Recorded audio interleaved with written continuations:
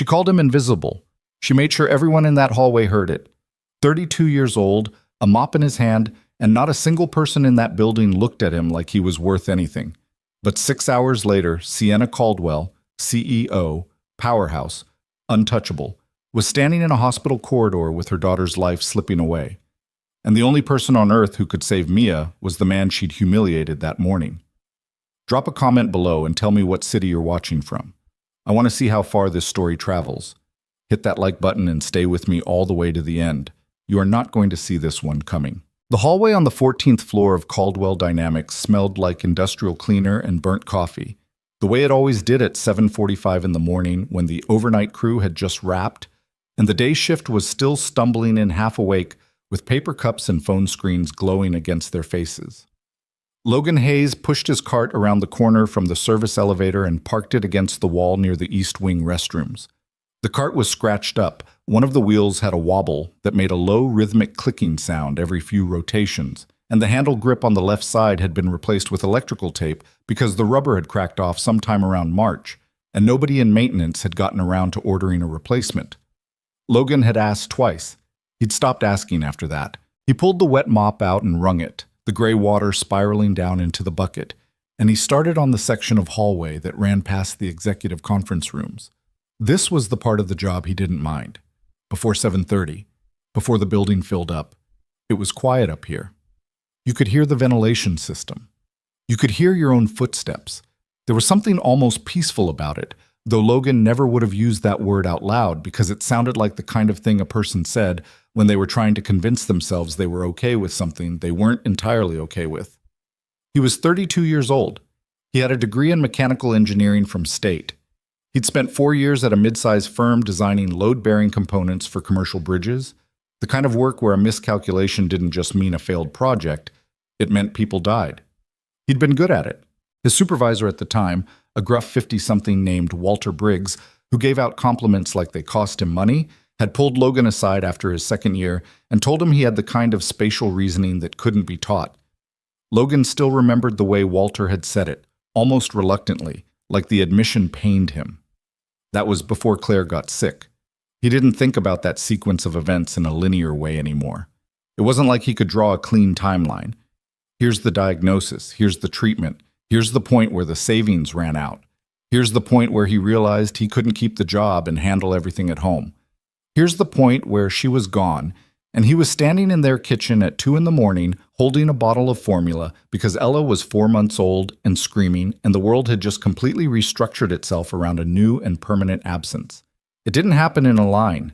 It happened all at once, and kept happening. Ella was 6 now.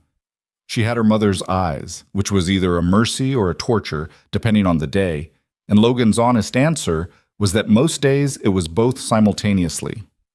He got this job, the janitorial position at Caldwell Dynamics, because it paid steady, because it came with health coverage, and because the shift structure gave him mornings with Ella before school and most evenings too, as long as he came in early. He'd been here 14 months. He knew which vending machines jammed, which bathroom on the 3rd floor had a leak that facilities kept patching instead of properly fixing, and which executives left their offices destroyed, and which ones were weirdly tidy. He knew the rhythms of the building the way you know a place when you spend hours in it without anyone really looking at you.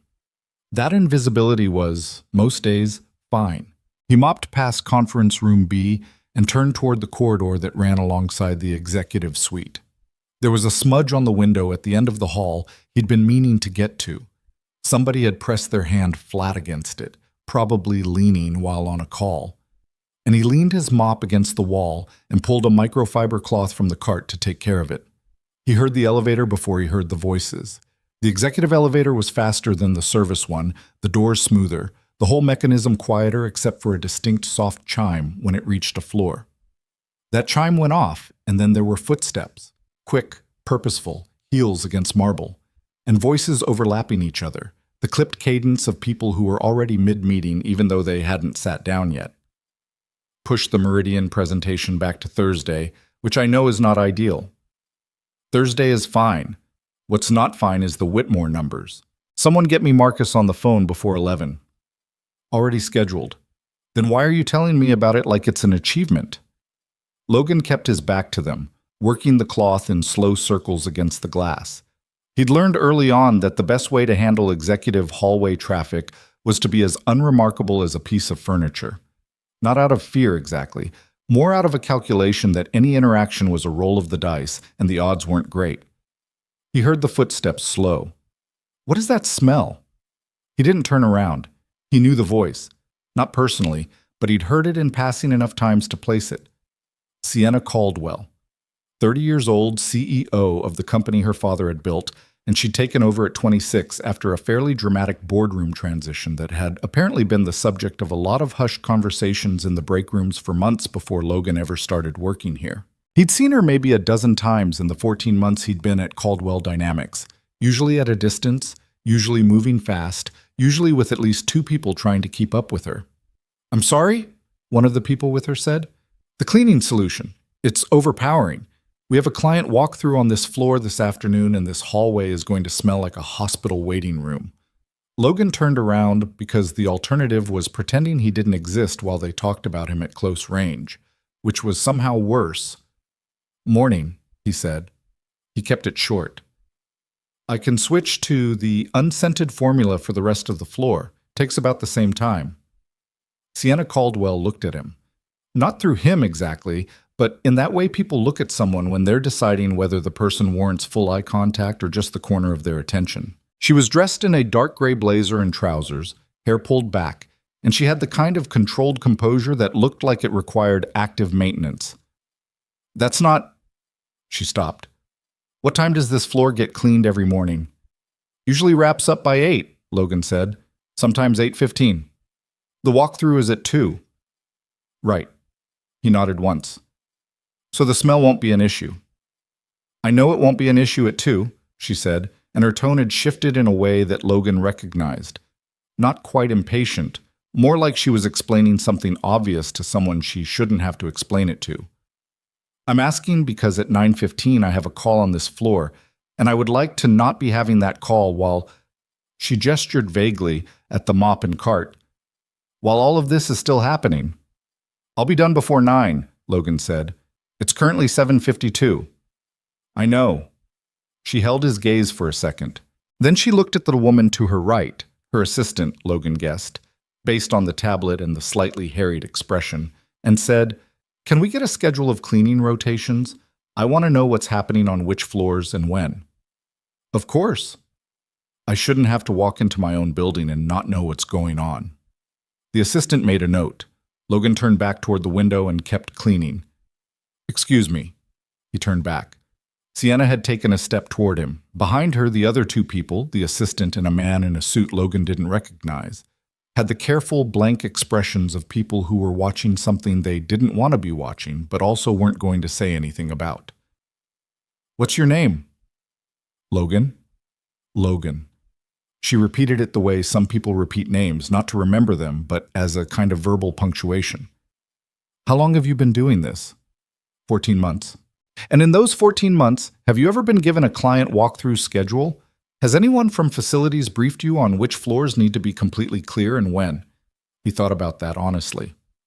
"No." "Right." She turned to the suited man. "That's a management failure. That's not—" She stopped again, seemed to recalibrate. When she looked back at Logan, something had shifted in her expression, though not in a direction that felt particularly good. "Look, I need this floor to feel like a professional environment. That means no mop buckets sitting in the middle of the hallway when people walk off the elevator. That means no chemical smell. It means the cleaning staff understands the schedule." "I understand," Logan said. "I'm not sure you do," she said, "because this is the third time I've walked onto this floor before 8 a.m. and found equipment left in the middle of the corridor." Logan looked at the cart.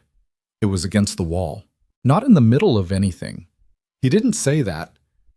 "Who's your supervisor?" she asked. "Dave Herrera. Facilities." "Someone call Dave Herrera," she said, to no one in particular but clearly to the assistant. "Sure," Logan said. "But Dave's going to tell you the same thing I just did, which is that I'll be done before 9. It was the mildest possible pushback. He said it the way you'd state a fact, level, not combative, But something in the delivery, or maybe just the fact that he'd said anything at all, seemed to land wrong. Sienna turned back to face him fully. "I'm not asking you to defend yourself," she said. "I'm asking you to do your job quietly and correctly, and to understand that the way things are done here reflects on the company. All of it. Every person in this building, every piece of equipment, every—" She looked at the mop cart again. "Every detail sends a message. Do you understand that?" There were 6 other people in the hallway now. 2 had come out of offices. The rest had come off the elevator and stopped, not obviously watching, but not moving either, because there's a particular quality to a silence in a professional space that makes people slow down and pay attention even when they're pretending not to. Logan was aware of every single one of them. He had a very specific feeling in his chest that he'd had enough times in his life to know exactly what it was and exactly what to do with it, which was nothing. You put it somewhere quiet, and you let it sit there, and you don't hand it to anyone else, because the only thing that does is make the moment longer. "Yes," he said. "I understand." Sienna Caldwell held his gaze for another beat, then nodded once in a way that felt less like acknowledgement and more like closing a tab she was done with. She turned, said something to her assistant about the Whitmore numbers again, and the group moved down the corridor toward the conference rooms, their footsteps fading. The conversation already moved on to something else entirely. Logan turned back to the window. His reflection was there in the glass, the gray uniform, the cart behind him, the hallway stretching out behind that. He looked at himself for just a second, not long enough for it to become anything, and then he finished cleaning the smudge and picked up the mop. He thought about Ella on the drive home. He usually did. It was his default mental destination when the rest of the day was noise. Her voice, her particular way of talking, the way she narrated everything she was doing as she did it, like there was a documentary being filmed about her life at all times. "I am now putting my shoes on. The left one is harder. I don't know why it's harder." He'd started writing some of those down in the Notes app on his phone, the things she said that he didn't want to forget, because he'd read something once about how memory works, how the things you're sure you'll never forget are often the ones that fade first. She was in 1st grade now. She liked drawing elaborate maps of places that didn't exist, and she was obsessed with a TV show about a girl who trained dolphins, and she'd been asking for a hamster for 3 months with a patient, steady persistence that Logan both admired and found slightly unnerving in a 6-year-old. He stopped at the school, signed her out through the front office because she had a doctor's appointment, and found her waiting in the chair by the door with her backpack already on and her lunchbox in her lap. "Dad?" she said, like she was reporting something urgent. "Mrs. Kirby said that sharks don't sleep." "That's not quite right," Logan said, crouching down to check her jacket zipper. "They rest, but their brains keep going." "How? How do they rest without sleeping?" "Yeah. They keep swimming, but parts of their brain turn off, sort of like cruise control." Ella considered this with the gravity of someone processing very significant information. "That's weird," she said finally. "Little bit." She took his hand when they walked out to the car. The appointment was at Children's Medical, a hospital about 20 minutes from the school. Ella had a congenital heart condition, nothing that required immediate intervention. Her cardiologist had been careful about calibrating their expectations. But it was the kind of thing that required monitoring. Checkups every 4 months. An echocardiogram once a year. A particular medication she took every morning that she called her heart vitamins, because that's what Logan had called them when she was 3 and too young to process anything more specific, and the name had just stuck. It wasn't a crisis. It had never become a crisis. But it was a weight Logan carried in a very specific place. Not in front of him where he'd be constantly tripping over it, but somewhere in the back of his awareness, always there, always factored in. The health coverage from Caldwell Dynamics was not a minor consideration. It was honestly the main reason he was still there. Children's Medical was large and a little overwhelming, the way big hospitals are. Bright lights and a smell that sits in the back of your throat and hallways that all look the same until you've been there enough times to know the landmarks. Ella had been here enough times. She knew the way to the pediatric cardiology wing, knew which elevator they took, had opinions about the waiting room chairs. "The blue ones are better," she said, steering him toward the far side of the waiting room. The blue ones are all full, Logan said. We can wait. We have a check-in time. She looked at the chairs philosophically. Okay, the gray ones. They sat. Logan filled out the updated paperwork. They always asked you to reconfirm addresses and insurance and emergency contacts, which he'd always found slightly surreal as a single parent. The emergency contact line that he filled in with his sister's name in Chicago, someone he called maybe twice a year. He wrote her name, her number, and moved on. The checkup itself was routine in the exact way that Logan had trained himself to appreciate without taking for granted. The cardiologist, Dr. Okafor, a calm woman in her 40s who talked to Ella directly instead of over her head, reviewed the latest echo results and said the same things she'd said at the last appointment and the one before that. Stable, monitoring, good. Ella asked whether her heart sounded like a drum, and Dr. Okafor let her listen through the stethoscope, which Ella found fascinating and slightly disgusting. It's all squelchy, Ella said. That's the valves, Dr. Okafor said. That's gross. That's biology. They were in the elevator going back down when Logan heard it. Not a sound exactly, more like a change in the atmosphere. That particular shift in energy that happens in hospitals when something has gone wrong somewhere and the staff has gone from normal to fast without any announcement. He heard the loudspeaker first, a code, called in a measured voice that was designed to communicate urgency without causing panic. Then he heard the child, a sound like someone struggling for air, high-pitched, ragged, coming from the corridor to the left. He stepped off the elevator and turned toward it because the sound had that quality that overrides everything else. Ella was holding his hand and she was tugging back instinctively, but his body was already moving. In the hallway, on the floor outside a family consultation room, a little girl was seizing. She couldn't have been more than 7. Dark hair, pale skin, dressed in regular clothes, jeans, a pink top, which meant she wasn't a patient or hadn't been admitted yet. She was on her back, convulsing, and the woman kneeling beside her, holding her hand, voice fractured, repeating the girl's name, was a stranger, not a nurse, someone who'd been with her when it happened. There was no staff in the immediate hallway. The call had gone out, but no one had arrived yet. Logan moved. "Hey," he said, crouching down across from the woman. He kept his voice level. "My name is Logan. I'm going to help until the doctors get here. I need you to stay calm and talk to me. What happened?" The woman looked at him with the particular terror of someone who needed someone to tell them what to do. We were sitting and she just started, okay, how long? I don't, maybe a minute.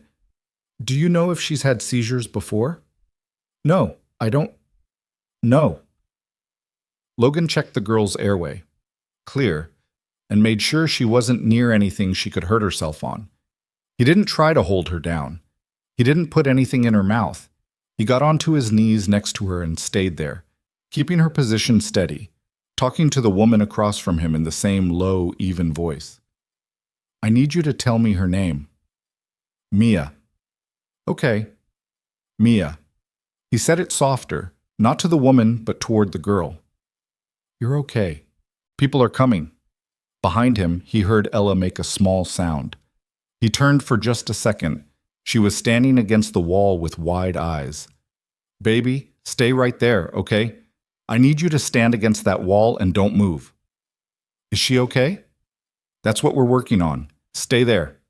Ella pressed herself against the wall. Her face was doing that thing it did when she was frightened and trying not to show it, the same expression Claire used to make, a kind of controlled stillness that broke Logan's heart even as he admired it.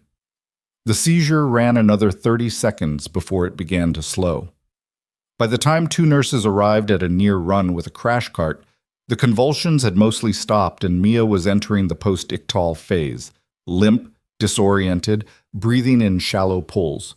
One of the nurses crouched down and assessed fast. The other one looked at Logan. Do you know this patient? No, he said. I was in the hallway. She seized about 2 minutes ago. Approximately 90 seconds of tonic-clonic activity, no prior history according to the woman with her.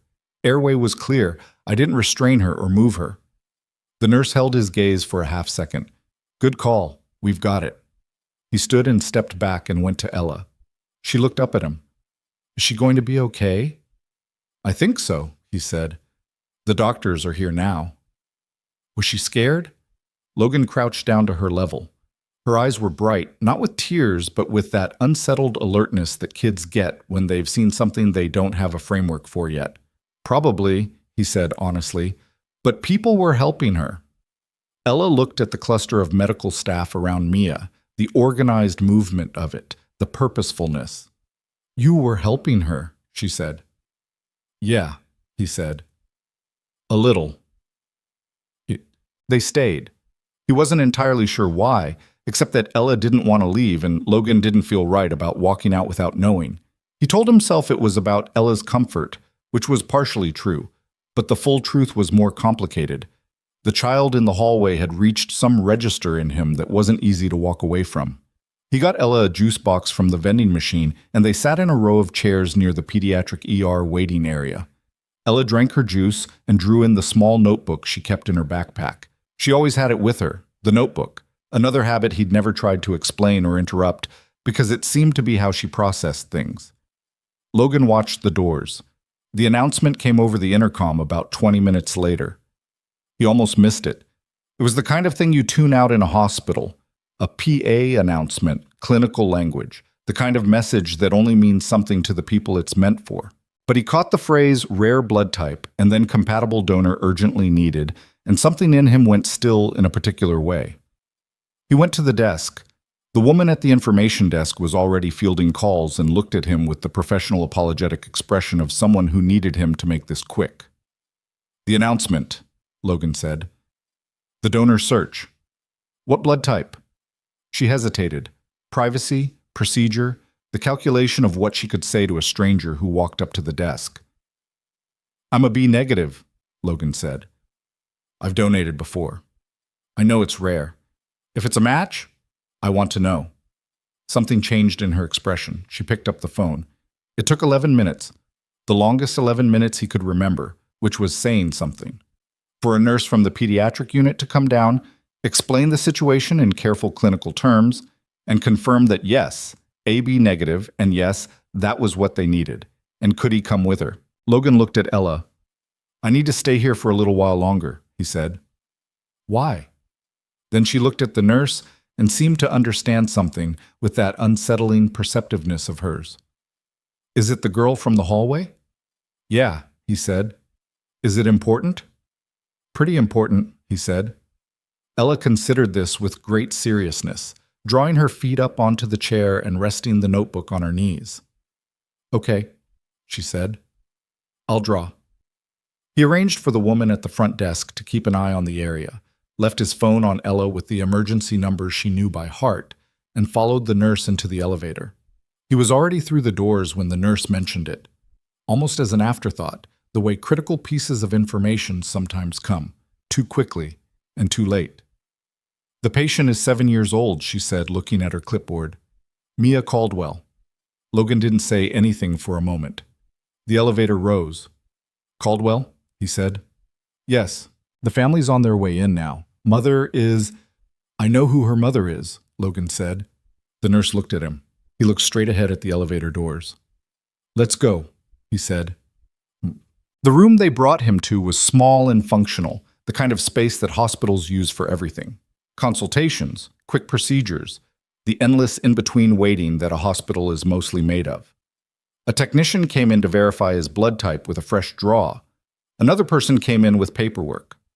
Logan signed things and asked questions and got answers in the calm, matter-of-fact tone that medical people use when they're trying to project competence, which he appreciated because the alternative was panic, and panic wasn't useful to anyone. The technician was maybe 25, moving efficiently, keeping her eyes on her work. Is she stable? Logan asked. The patient is being assessed, the technician said. That's not... He stopped. Is she conscious? I'm not able to give you specifics on patient status. What I can tell you is that the team is with her and every minute matters. Logan nodded. He looked at the ceiling for a second. He thought about the pink shirt. He thought about the way the woman kneeling beside Mia had said her name, that particular fracture in a voice that happens when someone is trying to hold together something that is coming apart. He thought about Sienna Caldwell in the hallway that morning, the way she'd said, I'm not sure you do. Like his understanding of anything was suspect. The people who'd slowed to watch, the particular quality of being reduced in front of other people, which wasn't the worst thing that had ever happened to him, not even close, but still had a specific texture that stayed with you. He thought about all of that, and then he let it go the same way he'd let it go that morning. Not because it didn't matter, but because it didn't matter right now. A 7-year-old girl needed blood. That was the only thing that was real in this room. "What do you need me to do?" he said. They had him prepped within the hour. Outside the window of the donation suite, the sky was going orange at the edges. Late afternoon, the sun dropping behind the city skyline. Logan lay back in the reclined chair and watched the IV line and thought about the engineering of it, which was how he defaulted when he was trying to stay calm. The mechanics of the thing, the process, the logic of it. Blood ran through tubing into a bag. The bag got typed and matched and moved. Inside another room somewhere in this building, it would do the work that Mia's body needed it to do. That was the chain of events. Simple as a structural diagram, really, once you stripped out the emotional noise. Ella had texted him. He'd had a nurse relay the message. She was fine. She'd been given a coloring book from a child life volunteer. She'd drawn 3 maps. He almost laughed at that. He was staring at the ceiling, trying to feel something other than tired, when he heard the voice in the hallway. It was lower than it had been that morning. Not controlled now, not managed. Something underneath it that sounded like the structure was starting to show cracks. But he knew it immediately. "Where is he? The donor. Which room?" A murmured response he couldn't make out. "I don't care which form. Which room?" Footsteps. Then the door to the suite opened, and Sienna Caldwell was standing in the doorway, still in the same dark gray blazer and trousers from that morning, hair less precise than it had been, something pulled loose around her eyes that hadn't been there at 7:52 a.m. She looked at him. He looked at her. The needle was in his arm. The line was running.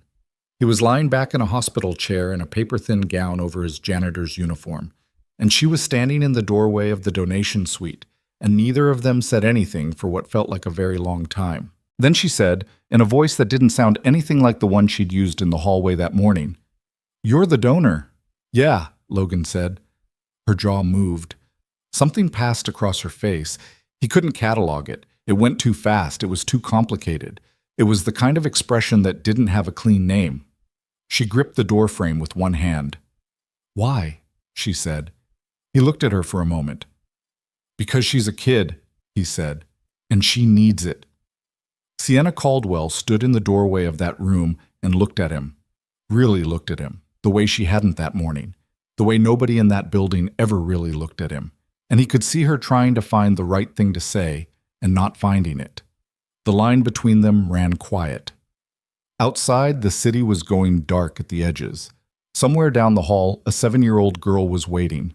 Sienna didn't leave. That was the first thing Logan noticed, that she didn't say whatever she'd come to say and then disappear back into the hallway and the controlled machinery of her life. She stood in the doorway for another moment, then she came in, and she sat down in the chair against the wall, the one that was clearly meant for someone accompanying a patient, and she put her hands on her knees and she looked at the floor. The technician came in, checked the line, made a note on the clipboard, and left without making eye contact with either of them. Hospital staff were good at reading a room. The silence between Logan and Sienna was not comfortable. It wasn't hostile either. It was more like the silence that happens when 2 people are in the same physical space but are each somewhere else entirely. Him watching the ceiling, her watching the floor, both of them running calculations that had nothing to do with each other and everything to do with the room down the hall where a little girl was being kept alive. "How long?" Sienna said finally, without looking up. "How long what?" "The donation, the process." "They said maybe an hour and a half total," Logan said.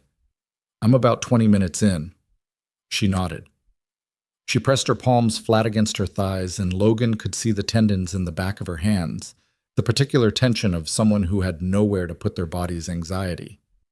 "She was fine this morning," Sienna said. Not to him exactly. More like she was saying it out loud because she needed to hear the words exist somewhere outside her own head. She had breakfast. She was arguing with me about her shoes. She has very specific opinions about her shoes. Logan didn't say anything. I dropped her off at my mother's. My mother watches her when I have early meetings. Sienna paused. She had a headache, Mia. When I dropped her off, she said her head hurt a little. I gave her children's Tylenol and I told her she'd be fine. She stopped. Logan looked at the line running from his arm to the collection bag. Kids get headaches, he said. I know that. Her voice was sharper for a half second, then went flat again. I know that. I'm not saying I should have. I know that headaches are normal. I'm not looking for someone to tell me it wasn't my fault. Okay, he said. I'm just saying she was fine this morning. I know, he said. I saw her. After she seized in the hallway on the second floor, I was there. Sienna looked up. You were there? She said. I was coming out of the elevator with my daughter. We were leaving a cardiology appointment. He paused. Mia was on the floor, the woman with her... Your mother? Yes, Sienna said. The word came out slightly wrecked. My mother called me from the hallway. She said she didn't know what was happening, that Mia just... She stopped and pressed 2 fingers to the bridge of her nose. I was in a meeting.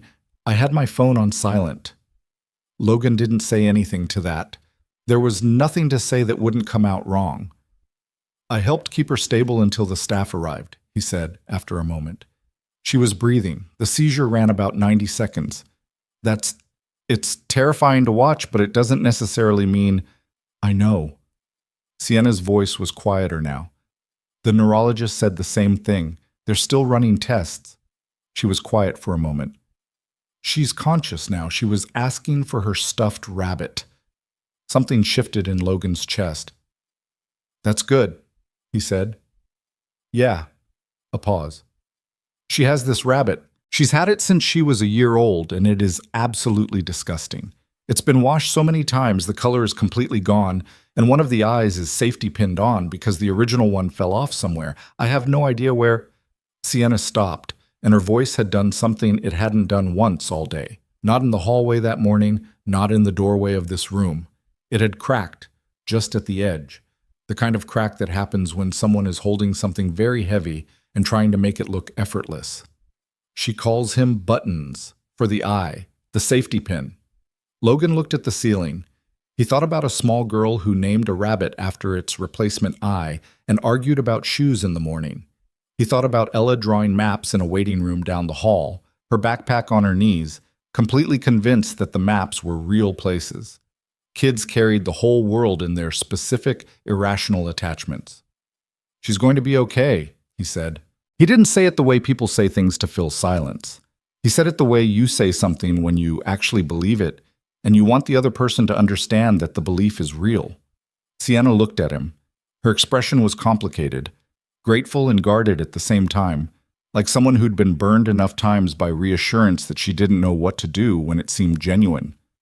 They said the blood, the transfusion, would help stabilize her while they figure out what caused the bleed. She said the last word with a particular effort, like it was a word she'd been refusing to say until just now. Small subarachnoid bleed, they caught it early because of the seizure. Then the seizure was the thing that saved her, Logan said. Sienna stared at him.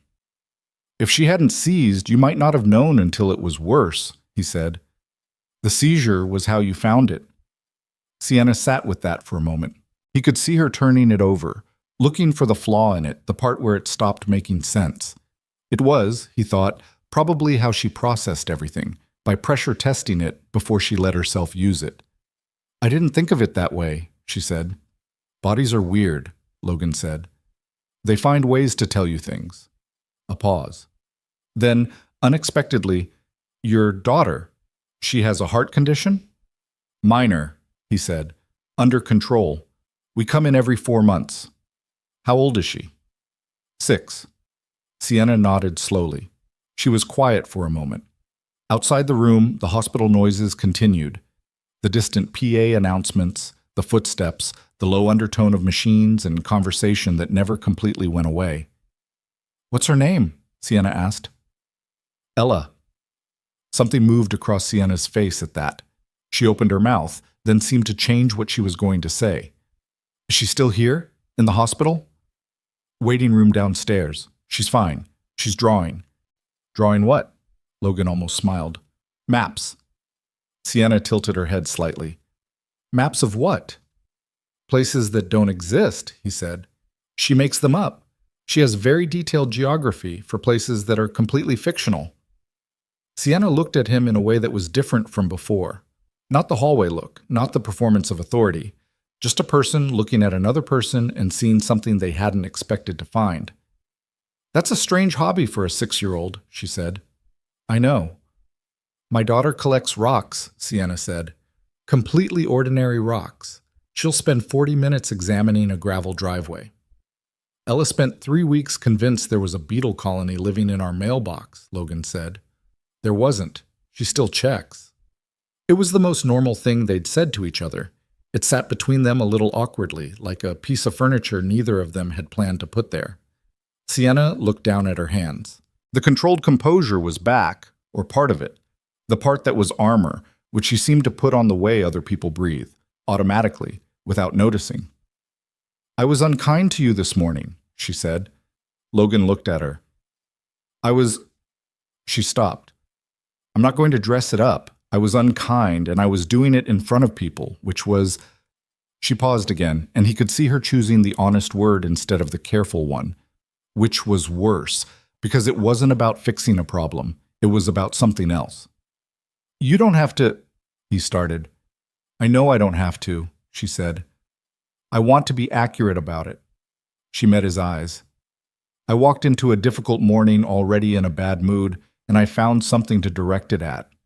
That's the actual truth. The schedule thing, the cleaning solution, those were real concerns, but they weren't the reason for how I said it. And I know the difference. Logan was quiet. There was a version of himself that wanted to say, it's fine because it was easier, and the day had been long and he was tired. But that felt dishonest in a way that bothered him, so he didn't say it. It wasn't nothing, he said. I'm going to be straight with you about that. Standing in that hallway with people watching, it wasn't nothing. Sienna held his gaze. She didn't flinch. I know, she said. I know it wasn't. But it's also not the worst thing that's happened to me, he said. So I don't need you to atone. I just needed to say it. She nodded once. It was a small nod, but it was real. The technician came back to check the line, adjust something, make another note. The bag was filling. Logan watched it for a moment, then looked back at the ceiling. Can I ask you something? Sienna said. Yeah. Your supervisor, Dave Herrera, I called him this morning, after the hallway. Logan looked at her. I wasn't calling to report you, she said quickly. I want to be clear about that. I was calling because I just told you that the schedule communication was a management failure, and I follow through on things I say, even when I'm not proud of why I said them. She paused. He told me you've been in that building for over a year. He told me you'd asked twice about the client walkthrough schedule and nobody got back to you. Nobody gets back to me about most things, Logan said. Not with bitterness exactly, just with the flatness of a fact.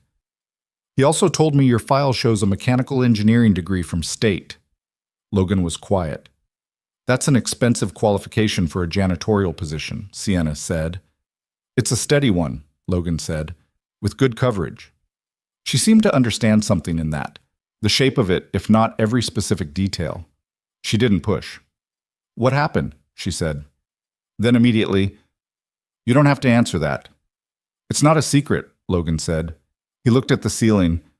My wife got sick, cancer. We had Ella. She was 4 months old when Claire was diagnosed. I took a leave from the firm to manage the caregiving and the medical stuff and a newborn, because you cannot do all of that with a job that requires the hours mine required. Then Claire died. He said it the same way he always said it, not to protect himself from it, just to not give it more drama than it needed, because Claire deserved more than to be a plot point delivered for effect. Then it was just Ella and me. I needed to get back to work fast. I needed something with hours I could work around a baby. The engineering job was gone because I'd been out too long and the industry moves and I'd have to recertify and retrain, which I couldn't afford to do without income. So, he shrugged slightly. Facilities management pays decent, comes with benefits, the hours work. That's how the math came out. Sienna listened to all of it without interrupting. That surprised him, actually. She struck him as someone who processed information quickly and got ahead of it, who moved forward even while someone else was still talking. But she didn't do that now. She just listened. How long ago? She said. Claire? 5 years? So Ella was a little over a year old. Sienna said nothing for a moment, then quietly, You've been doing it alone for 5 years. Yeah. And you still came here this afternoon because of a routine checkup. Every 4 months, Logan said. Ella's condition isn't serious, but it's not nothing. If I skip the monitoring and something shifts, I catch it late. I don't do late. You don't do late, Sienna repeated it almost to herself, like she was filing it somewhere. Logan didn't respond to that. He shifted slightly in the chair, adjusting his arm because the needle angle was becoming uncomfortable, and the technician had shown him how to move without pulling the line. A nurse appeared in the doorway. Not the technician, someone from upstairs, because she was looking at Sienna, not at Logan. Miss Caldwell, they're ready for you up in pediatric neurology. Dr. Reeves wants to walk you through the imaging. Sienna stood immediately, the composure resettling around her like something physical. She picked up her bag. She looked at Logan. She stopped, started again. Thank you it feels insufficient. It's enough, Logan said. It's not, she said, but I'll say it anyway. Thank you. He nodded. She turned to go. At the doorway, she stopped without fully turning back. Your daughter, she said, the one with the maps. Yeah. She's lucky, Sienna said, to have someone who shows up the way you do.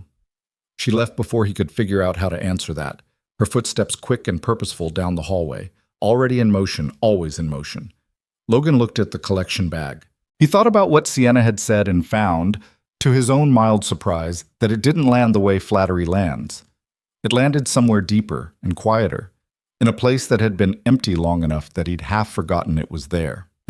He was released from the donation suite a little after 6. His arm ached in a low, specific way, and he had the slightly hollowed feeling that came with losing a significant amount of blood. Not dangerous, just present, a reminder that his body had done something real. They gave him juice and crackers and made him sit for 15 minutes before they'd let him stand up, and they were firm about it, which he appreciated more than he would have if they'd just waved him through. He found Ella exactly where he'd left her, which was to say, not quite where he'd left her. She'd migrated from the original gray chairs to a spot near the window where the evening light was better, and she was cross-legged on the floor with the notebook open on her knees and 3 crayons arranged by some private logic beside her. She looked up when she saw him. Dad? She said it the way she always said it when he came back to her after an absence, even a short one. Not alarmed, just settled, like the sound of a door that was supposed to opening. Hey, Bug. He sat down on the floor beside her, which he wasn't sure he was supposed to do in the hospital waiting room, but he also couldn't make himself take a chair when she was on the floor. Let me see. She turned the notebook toward him. The map was elaborate. She'd been working on it for a while. There were coastlines and interior regions and small marks that he recognized as her notation for settlements.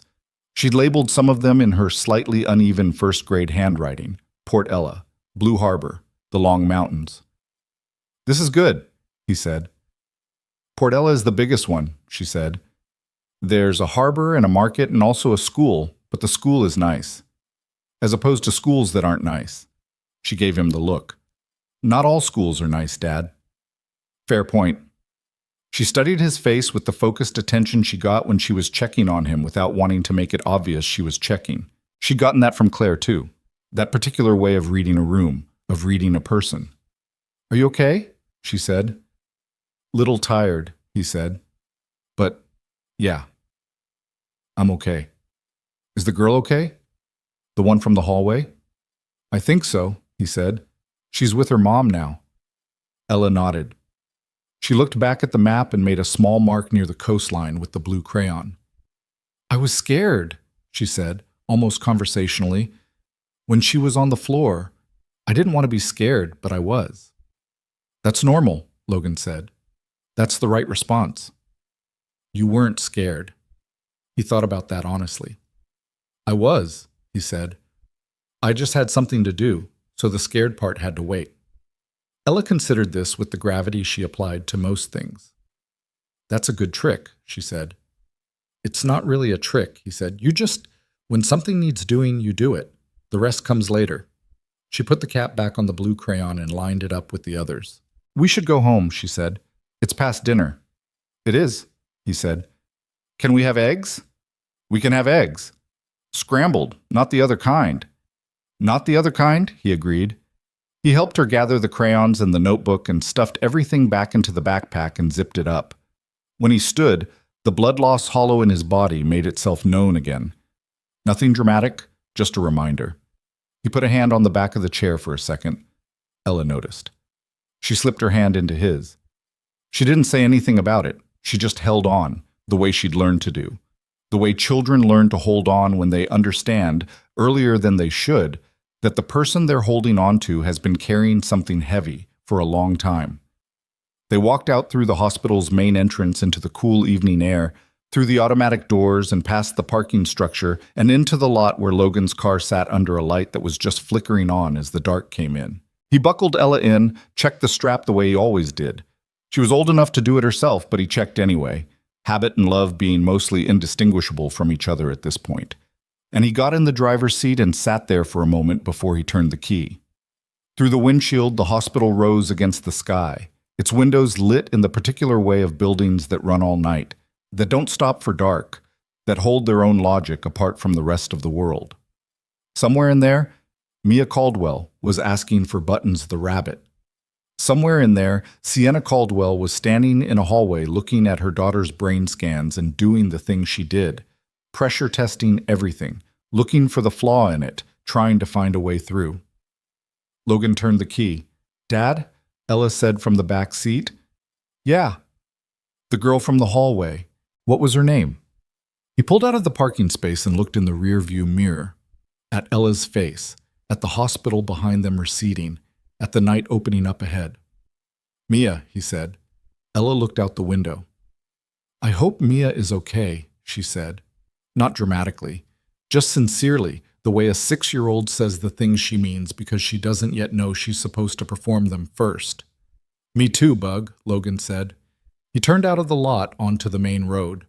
The city spread out around them. The lights, the motion, the ordinary, persistent hum of a place that kept going regardless of what happened inside any particular building or room or hallway on any particular day. Logan drove and didn't say much, and let Ella look out the window at it, and he thought about nothing important, because the day had been long and some things needed to settle before you could think about them clearly. His arm ached. He drove. Ella put her hand on the window glass and watched the lights go by and didn't say anything else, and that was enough. 3 days passed before Logan heard anything. He didn't expect to.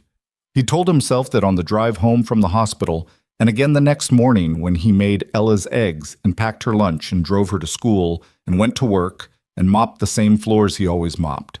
He told himself that what had happened at Children's Medical was complete in itself.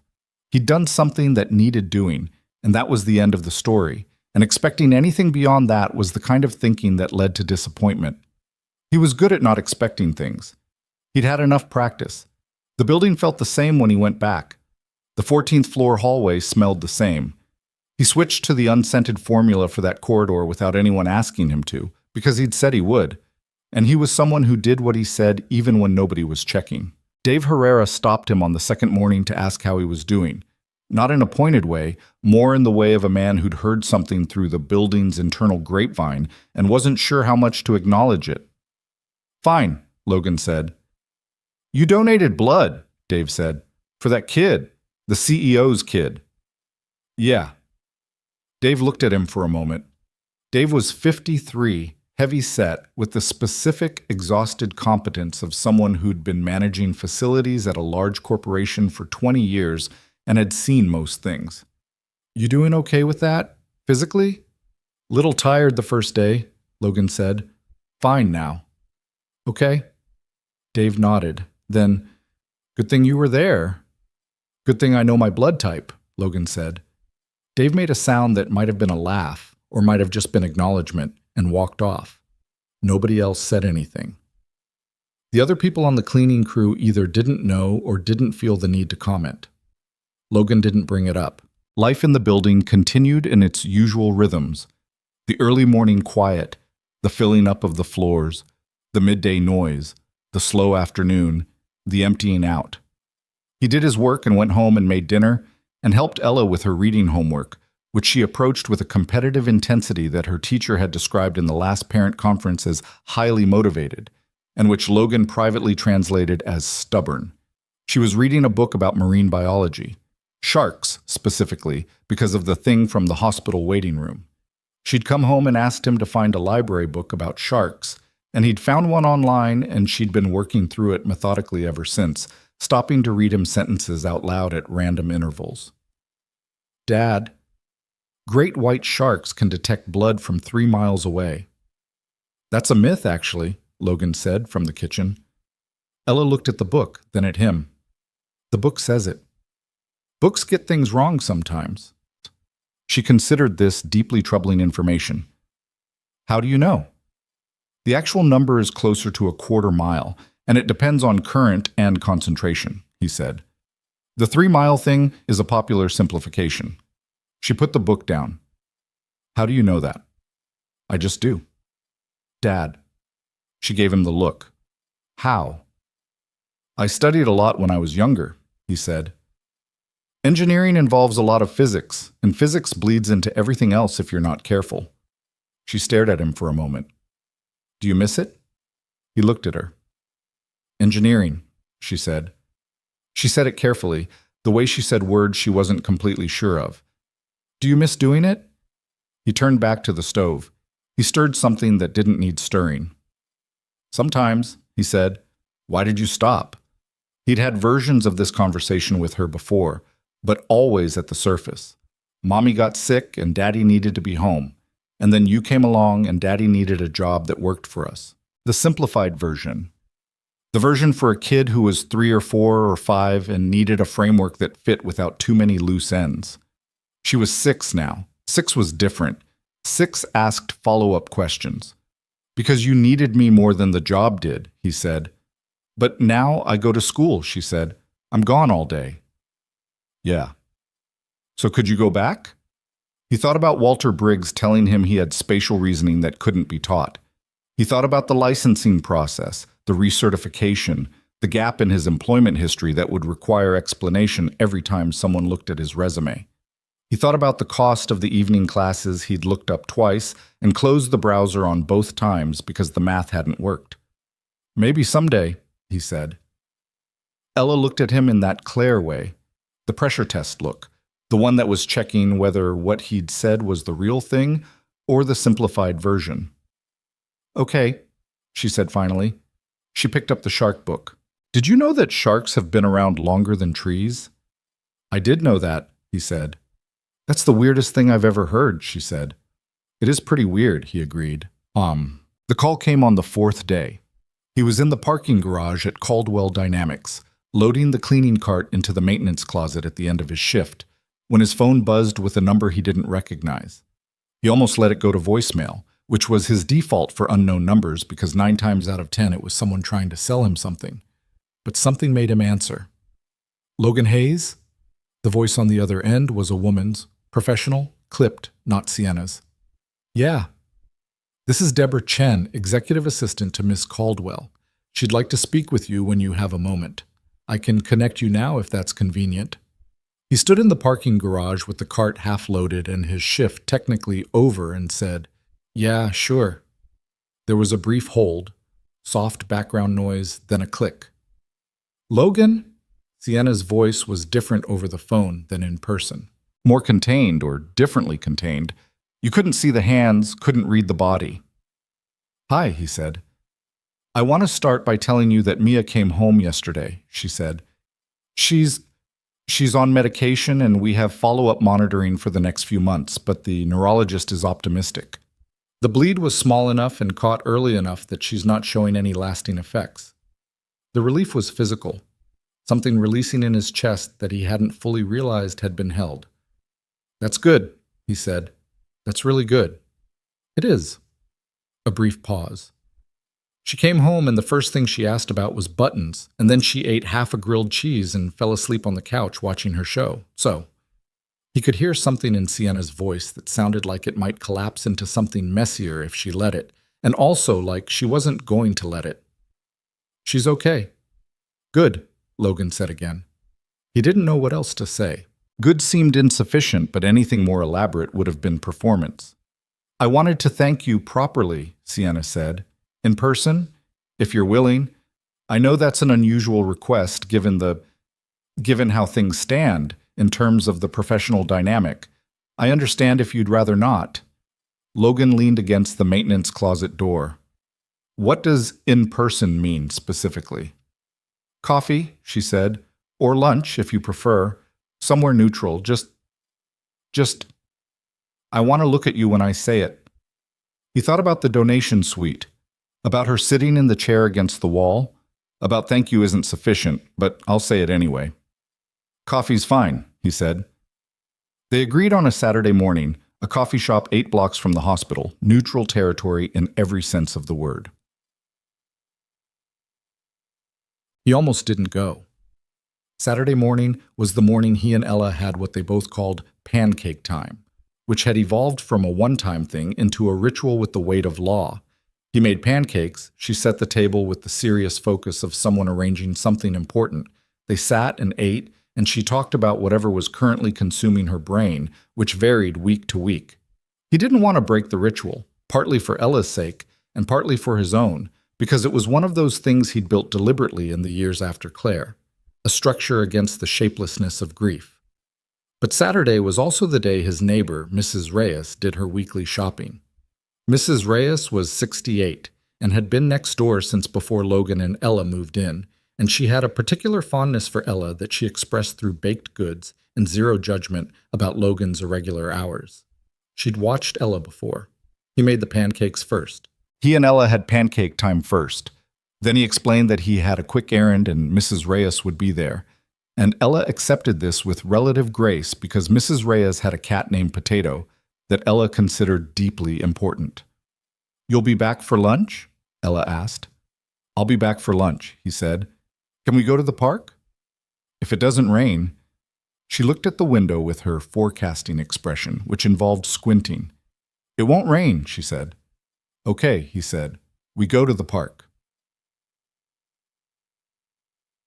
The coffee shop was small and not particularly remarkable, the kind of place that had been there long enough to have a neighborhood identity without being precious about it.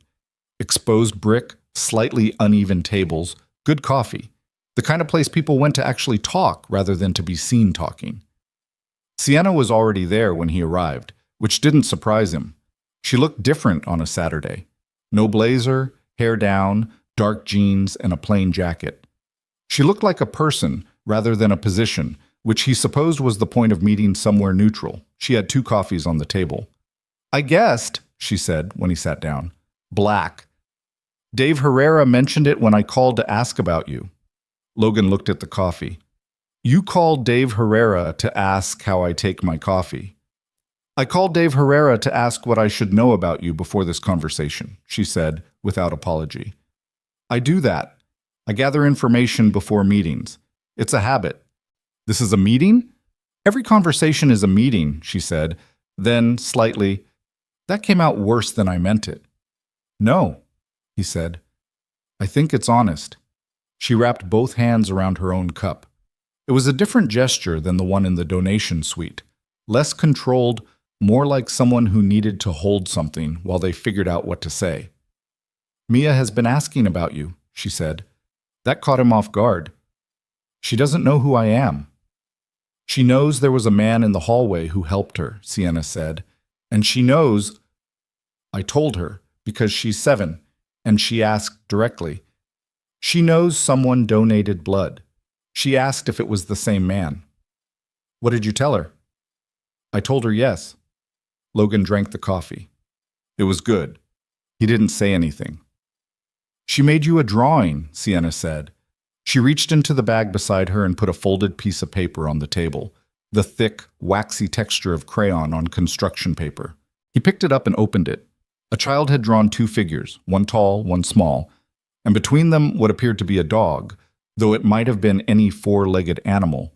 And in the sky there was a large yellow circle that was the sun, and at the bottom, in green crayon in the careful large printing of a child who was still learning, "Thank you, Mr. Logan."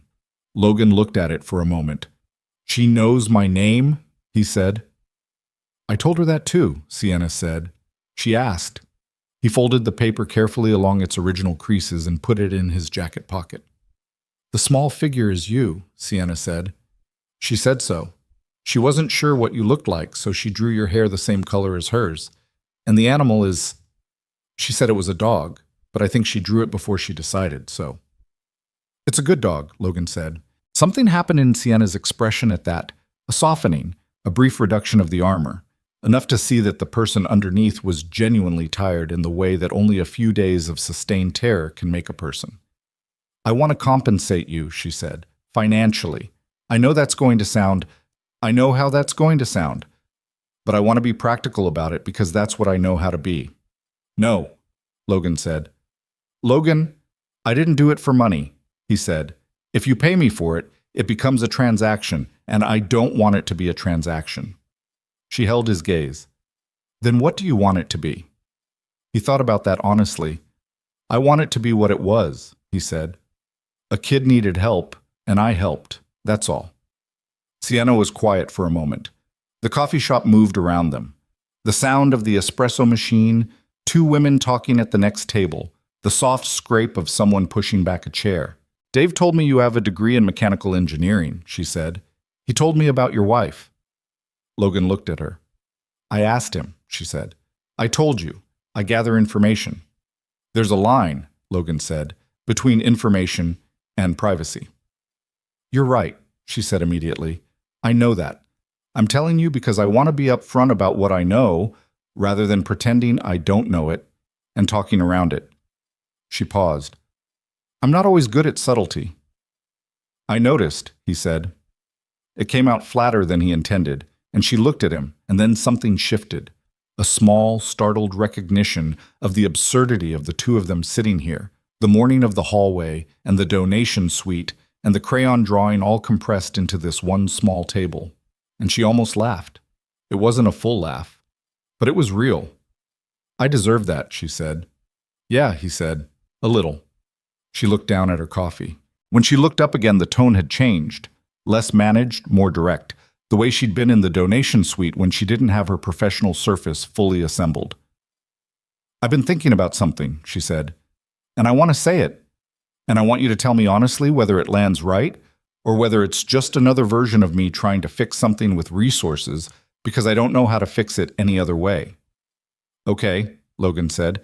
"There are 15 people in that building right now in situations that are probably not entirely different from yours," she said. "Single parents, people with skills they're not using because they needed to survive instead of advance, people who got asked twice about something and nobody called back." She paused. "I don't notice those people. I walk past them and I make them feel small without meaning to, or maybe sometimes meaning to, which is worse.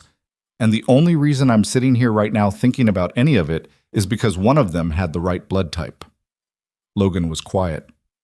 "That's a hard thing to say about yourself," he said. "It's accurate," she said.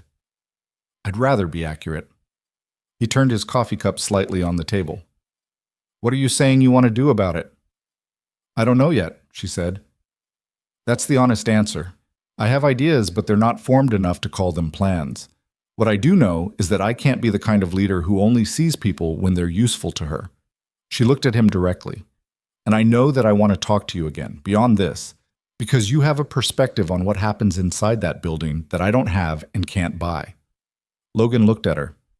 "I'm a janitor," he said. Not self-deprecatingly, just accurately. "You're a mechanical engineer who's been watching how a major corporation functions from the inside out for 14 months, she said. "That's not the same thing, even if the title is." He didn't say anything to that. I'm not offering you a job, she said quickly. I want to be clear about that. Not because I don't think you could do one, but because this isn't a negotiation and I don't want it to feel like one. I'm just... She stopped. I'm asking if you'd be willing to keep talking to me, that's all. He thought about Ella asking, do you miss it? He thought about the browser tabs he'd closed. I might be willing to keep talking, he said. Okay. She exhaled slightly. Okay. Good. A silence settled between them that was different from the ones before. Not the hostile hallway kind, not the stunned donation suite kind, but something quieter and less defined. The beginning of something that neither of them had a name for yet. How's your arm? Sienna asked. Fine, he said. Aches a little in the mornings. Do you need... No, he said. I'm fine. She nodded. She accepted that. Can I ask you something? Logan said. Yes. The morning in the hallway, he said. The call walkthrough, the cleaning schedule. You said it was a management failure. Did you actually follow up on it? Not with Dave about me. The actual scheduling system. Sienna looked at him. I had a process review initiated 2 days ago, she said. It should be completed by the end of next week. All facility staff will receive walkthrough schedules at the start of every week going forward. He nodded slowly. You were checking, she said. I was checking, he confirmed. Something moved across her expression, so not offense exactly, more like recalibration, like she was updating something she'd thought she understood. You don't give people things for free, she said. Not an accusation, an observation. No, he said, I don't. Good, she said. Neither do I. It wasn't the warmest thing either of them could have said, but it was honest, and sitting across that table in a coffee shop with waxy brick walls and slightly uneven chairs, honest felt like the right currency. He finished his coffee. She finished hers. They sat for another few minutes talking about nothing in particular. She mentioned Mia's insistence on rearranging every piece of furniture in her hospital room by the second day, which apparently caused significant tension with the nursing staff. He mentioned Ella's conviction that the park near their apartment had an underground tunnel system because the squirrels always appeared on the opposite side of the path from where they started. The conversation ended without ceremony. They stood, gathered their things, and walked out onto the sidewalk where the morning was bright and the air had that clean early quality it only keeps until around 10 a.m. Same time next week? Sienna said. He looked at her. To talk, she said. Whatever that turns into, I meant what I said. He thought about Ella's question. Do you miss it? He thought about the answer he'd given and the one he hadn't. Yeah, he said. Same time next week. She nodded once. Then she turned and walked in the opposite direction, hands in her pockets, moving with that perpetual forward momentum.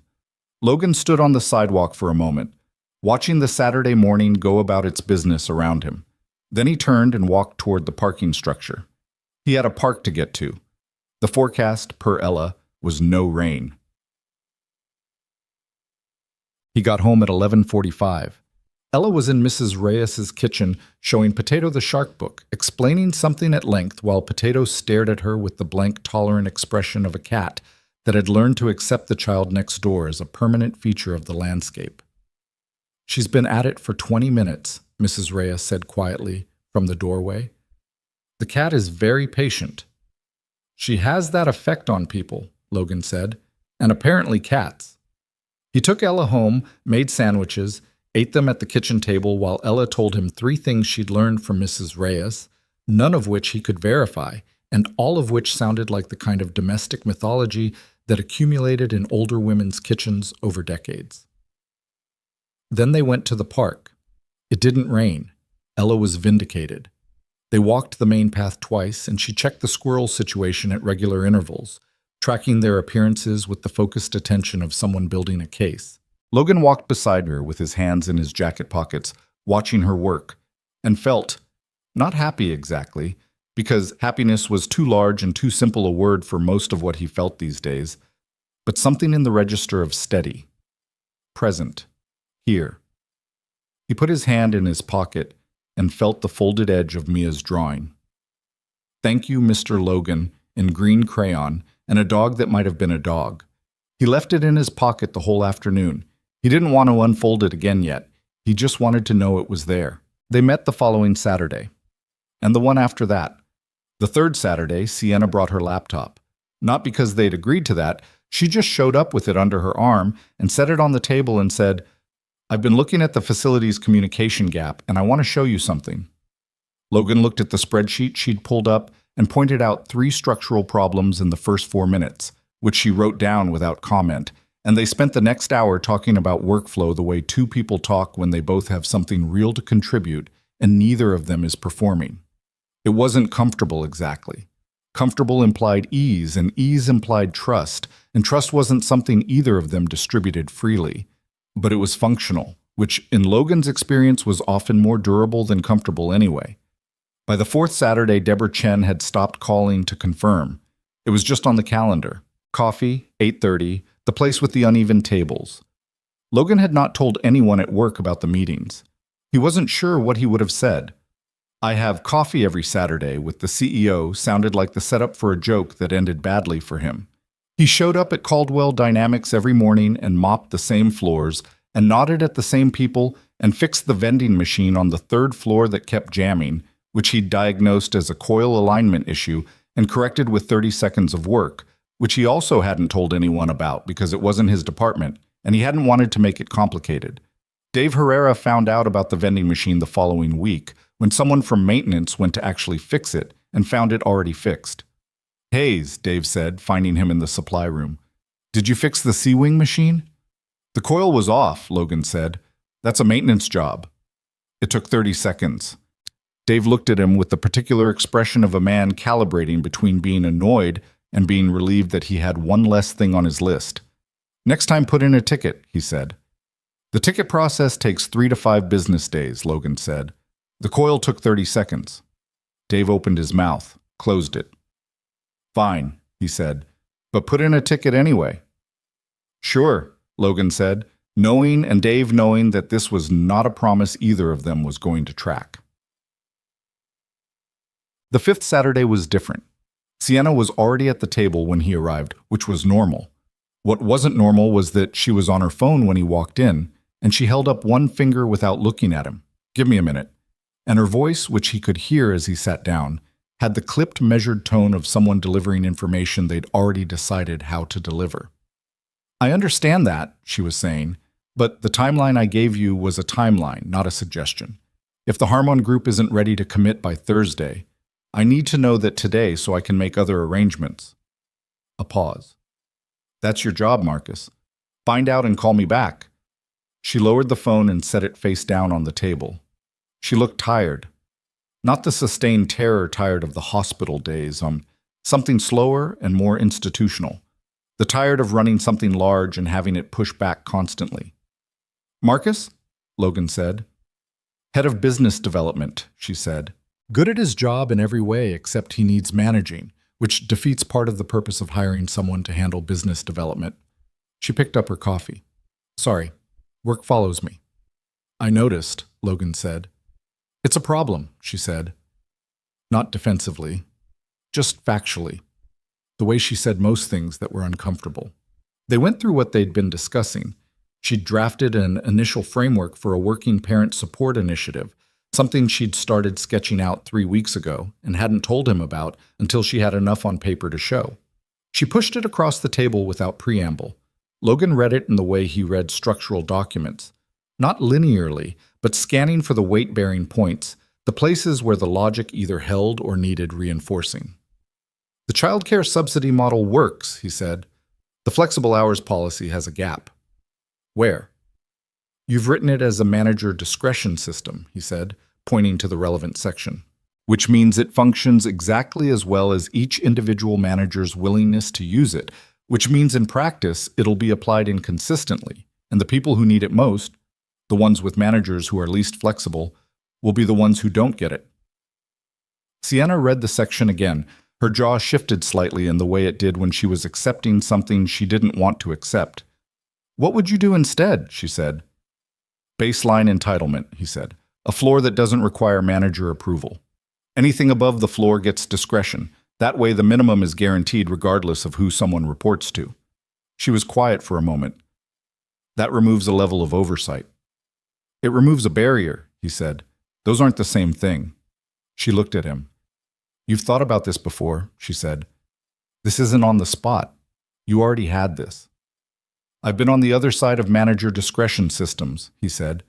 I know how they work in practice. She picked up her pen and made a note, not asking for permission, not deferring, just updating, the way a person does when they've gotten a piece of information that's better than what they had. That was one of the things about Sienna that Logan had recalibrated his understanding of over the weeks. She had a genuine capacity to change her position when the argument was better. He hadn't expected that. He'd come into this expecting someone who solicited input as performance and then did what she'd already decided. That wasn't what she did. It made the conversations harder in some ways, because it required him to actually show up with something real, and it made them more useful in others. There's something else, she said, after they'd worked through the rest of the document. Okay. She set her pen down. She looked at him in the way that meant she was switching modes. Not business now, or not only business. My board reviewed the quarter last week, she said. They flagged the initiative as a cost question, wanted to know what the ROI model looked like. What did you tell them? I told them the ROI model was employee retention and institutional trust, and that both of those had demonstrable financial value that I would be happy to document. She paused. They didn't love it. But they didn't kill it, Logan said. Not yet. She looked at her coffee. There's a member of the board, Gerald Hoyt. He's been there since my father's time, who's been particularly resistant. His position is essentially that programs for employees are a morale initiative, not a business initiative, and morale initiatives are what you do when you have excess capacity. What do you think? I think Gerald Hoyt has never had to choose between a sick kid and a shift he couldn't afford to miss, she said. I think his framework for what employees need is built on the assumption that employees are a monolith of capable adults with adequate support structures, and that any failure to perform is a character issue rather than a structural one. She said it flatly, without heat. Not anger, just a clear-eyed assessment of a worldview she found both wrong and understandable in its internal logic. That's a lot of board members, Logan said. It's a particular kind of board member, she said. The kind that got where they are when the world worked a certain way and has never had sufficient reason to update the model.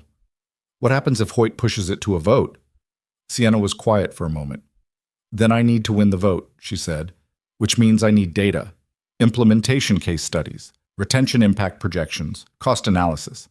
Not the outline I have now, a full proposal. She looked at him.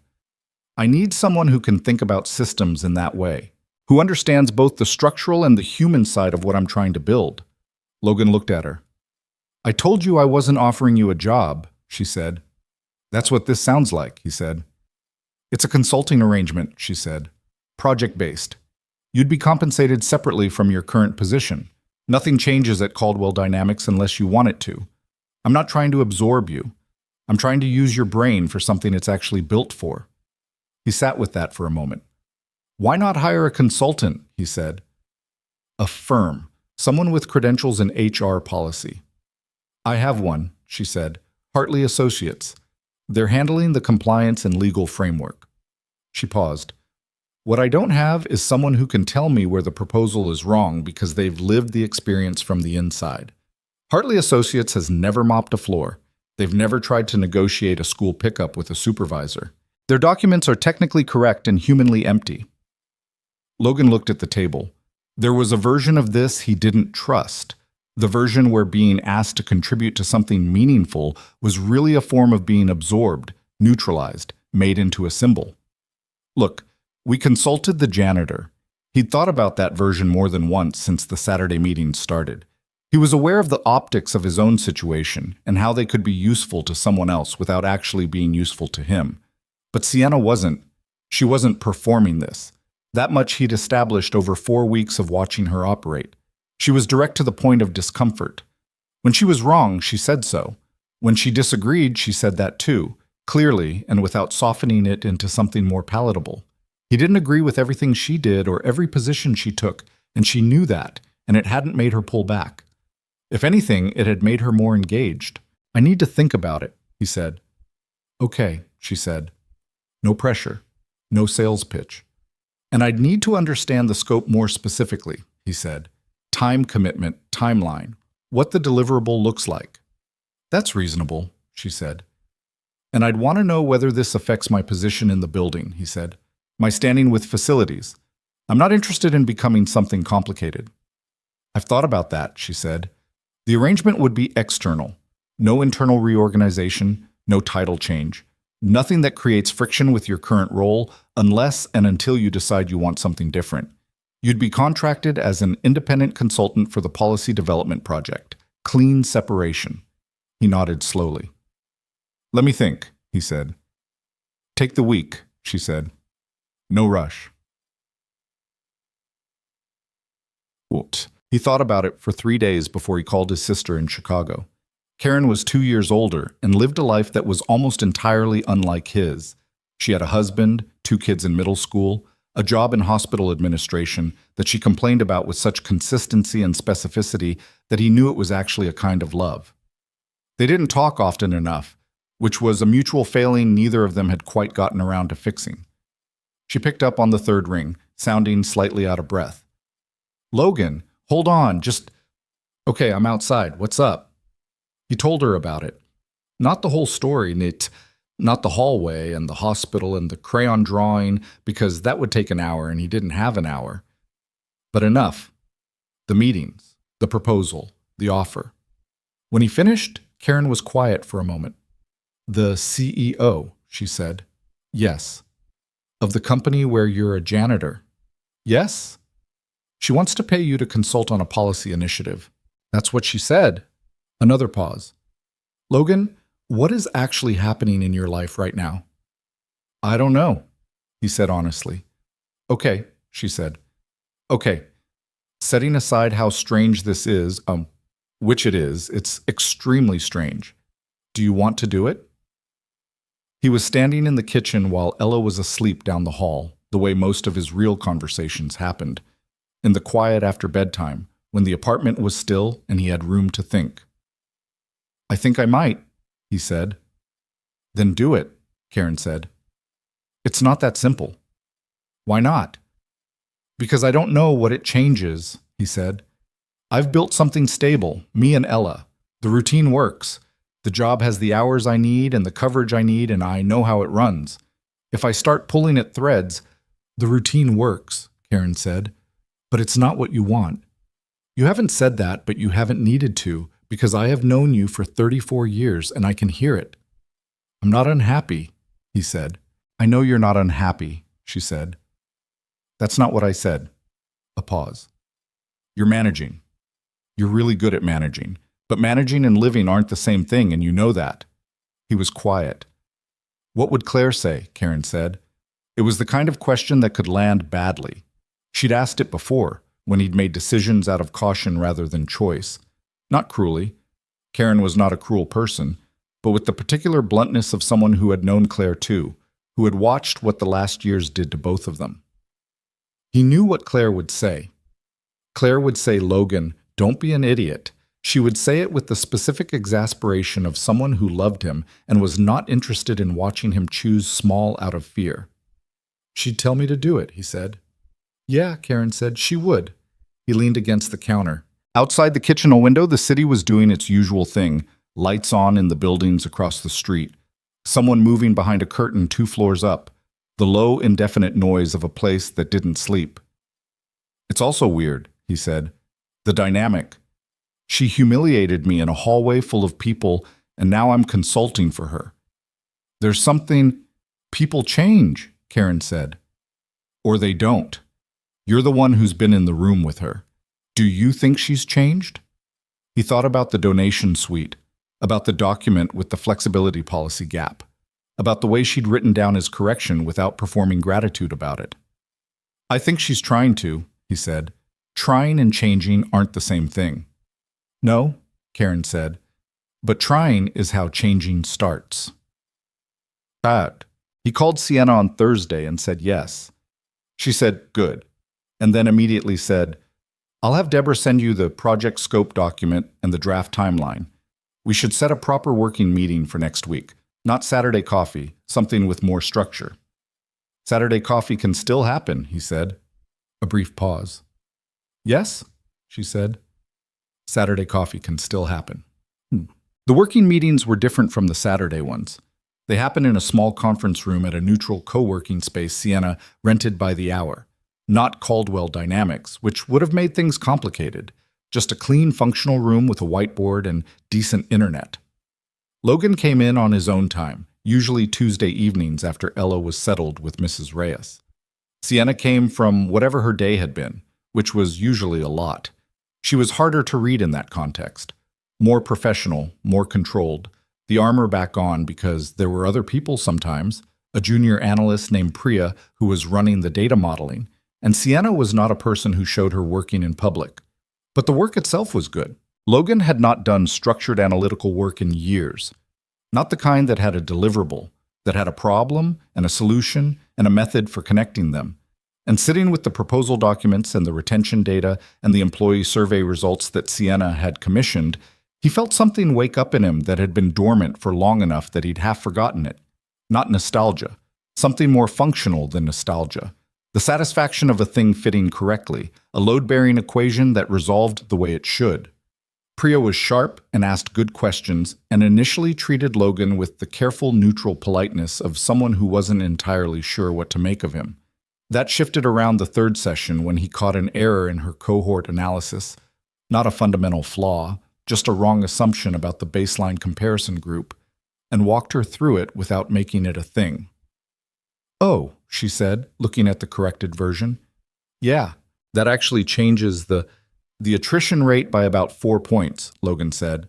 "In our favor, actually. So the picture's better than you had." She looked at him. "How did you catch that?" "I read the survey methodology section," he said. "The comparison group was defined differently there than you set it up here." She stared at him for a second. Then, "I've been staring at this data for 2 weeks, and I missed that." "You're too close to it," he said. Fresh eyes. After that, Priya stopped treating him with careful, neutral politeness and started emailing him questions between sessions, which he answered because the questions were good and because he found he liked being asked questions that required him to think. Sienna watched this without commenting on it, but he noticed her noticing. 4 weeks into the working arrangement, something happened that neither of them had planned. Logan arrived at the co-working space on a Tuesday evening to find Sienna already there with Mia. He stopped in the doorway. Mia was 7, he knew that, but knowing and seeing were different. She was sitting in the chair at the end of the conference table with a coloring book and a set of markers, her feet not quite reaching the floor, wearing a yellow sweater and the focused expression of a child who was coloring with intention. Her dark hair was in 2 uneven braids, done by herself, he guessed, or by Sienna in a hurry, because they were not quite symmetrical. Sienna looked up from her laptop. "Her aftercare was canceled," she said. "I couldn't get my mother on short notice. I'm sorry. I should have texted." "It's fine," Logan said. Mia looked up. She had Sienna's eyes, the same sharp focus, but in a child's face, everything sat differently. She looked at Logan with the frank, open assessment of a 7-year-old who had not yet learned to make that look less readable. "Are you Mr. Logan?" she said. He sat down in the chair across from her. "Yeah," he said. She looked at him for a moment. "You gave me blood," she said. "Yeah." "Does it hurt?" she said. "When they take it out?" "Little bit," he said. "Not much. Like a shot." She considered this. "I don't like shots," she said. "Nobody does," he said. She looked back at her coloring book. "Mom said you were there when I was sick," she said. "In the hallway." "I was." "I don't remember," she said. "You were sleeping," he said. Which wasn't exactly accurate. Post-ictal unconsciousness wasn't the same as sleep. But it was the right word for a 7-year-old, and she seemed to accept it. "Like when people sleep during shots," she said. "Sort of," he said. She flipped to a different page in the coloring book. She had a system. He could see it.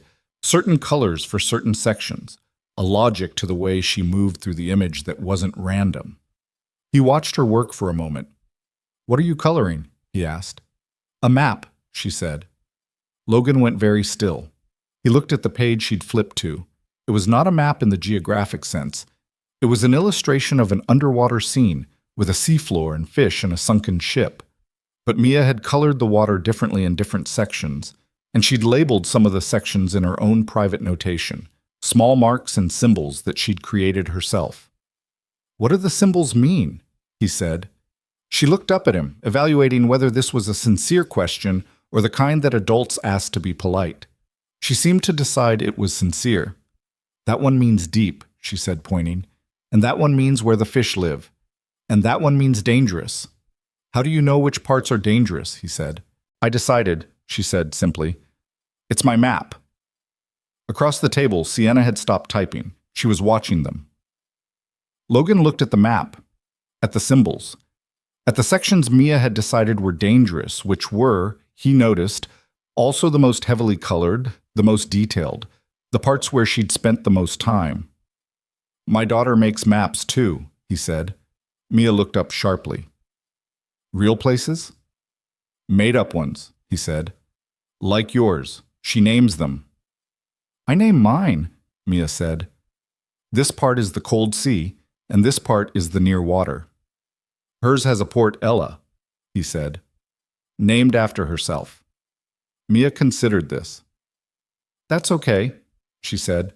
"I would name a place after myself too." "What would you name it?" "Mia's Deep," she said without hesitation. "Because deep sounds better than port." Logan almost smiled. He did smile, actually, which surprised him slightly. "Yeah," he said. "It does." Mia went back to her coloring. The conference room was quiet except for the sound of markers and Sienna's typing, which had resumed, and outside the building the city made its usual ambient sound. Sienna caught Logan's eye across the table. She didn't say anything. She just looked at him with an expression he was starting to learn. Not the controlled CEO version, not the frightened hospital version, but something in between that was more like the person she was when she wasn't performing anything. He looked back down at Mia's map. The near water was pale blue, careful strokes. The cold sea was dark, almost violet, which was an unusual choice for a 7-year-old. The dangerous sections were layered and detailed in a way that took time. He thought about Ella's long mountains and Blue Harbor. He thought about two children who made maps of places they'd invented and labeled the parts according to systems only they fully understood. Some things didn't require explanation. They just were what they were. He opened his laptop and pulled up the policy document. "Okay," he said to Sienna. "I looked at the board presentation draft this morning. The opening argument needs restructuring. Hoyt is going to push on the cost-benefit framing before you've established the premise. And if that happens, you're playing defense before you've even set the board." Sienna straightened. Her eyes sharpened. "What do you want to do instead?" "Lead with the retention data," he said. "Establish the financial cost of current attrition rates first. Make the problem undeniable before you offer the solution. That way the solution's cost is measured against a cost they're already paying, not against a hypothetical." She was already nodding. "Anchor the loss," she said. "Anchor the loss," he confirmed. Mia, without looking up from her coloring, said, "What's attrition?" "When people leave," Sienna said. "Why do they leave?" "Because they don't have what they need," Sienna said. Mia colored a fish bright orange. "Then give it to them," she said. The confident simplicity of a child who had not yet encountered all the structural reasons why things that should be simple are not. Logan looked at Sienna. Sienna looked at Logan.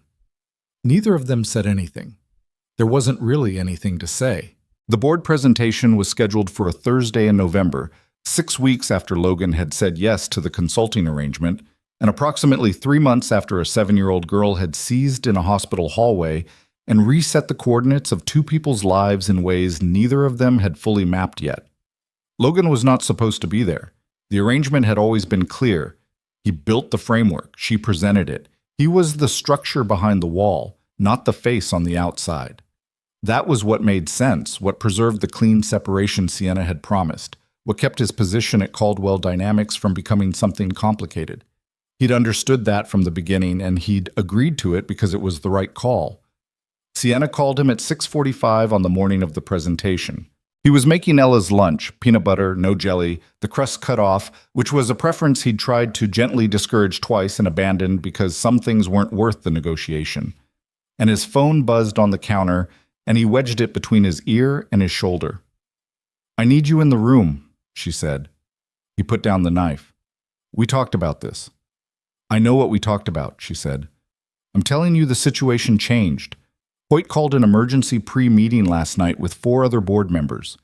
He's been doing his own research into the initiative, and he's bringing a counter-proposal, essentially a scaled-down version with no baseline entitlement, no childcare component, a 1-year trial with a 60-day exit clause." "That's not a support initiative," Logan said. "That's a trial balloon with an ejector seat." "I know that," Sienna said, "which is why I need you there, not as an employee. As the consultant of record." Deborah has already updated the meeting roster. Logan looked at the peanut butter sandwich. He looked at the clock on the microwave. 6:48. Ella's bus came at 7:30. "I'm not dressed for a board presentation," he said. "What are you wearing right now?" "Flannel and jeans."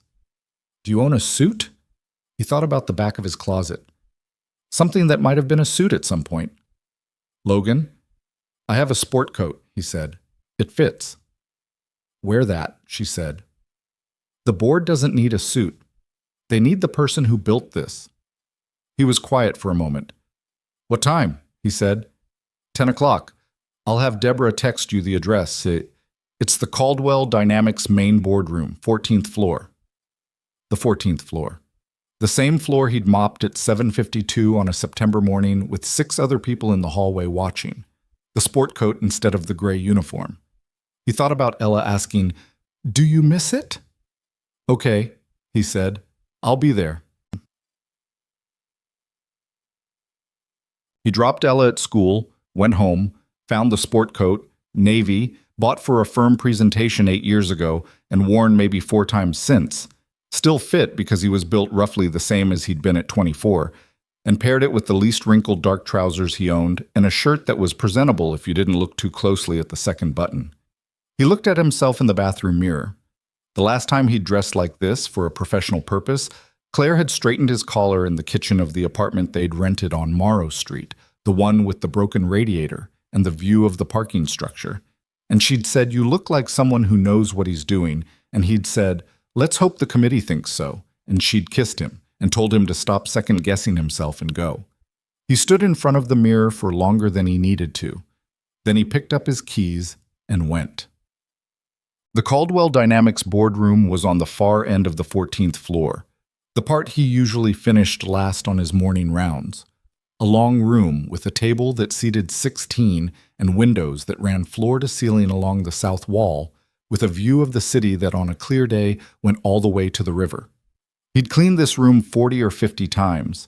He knew the baseboards, knew the carpet pattern, knew the smudge that kept reappearing on the second window from the left because of the angle the sun hit it in the afternoon.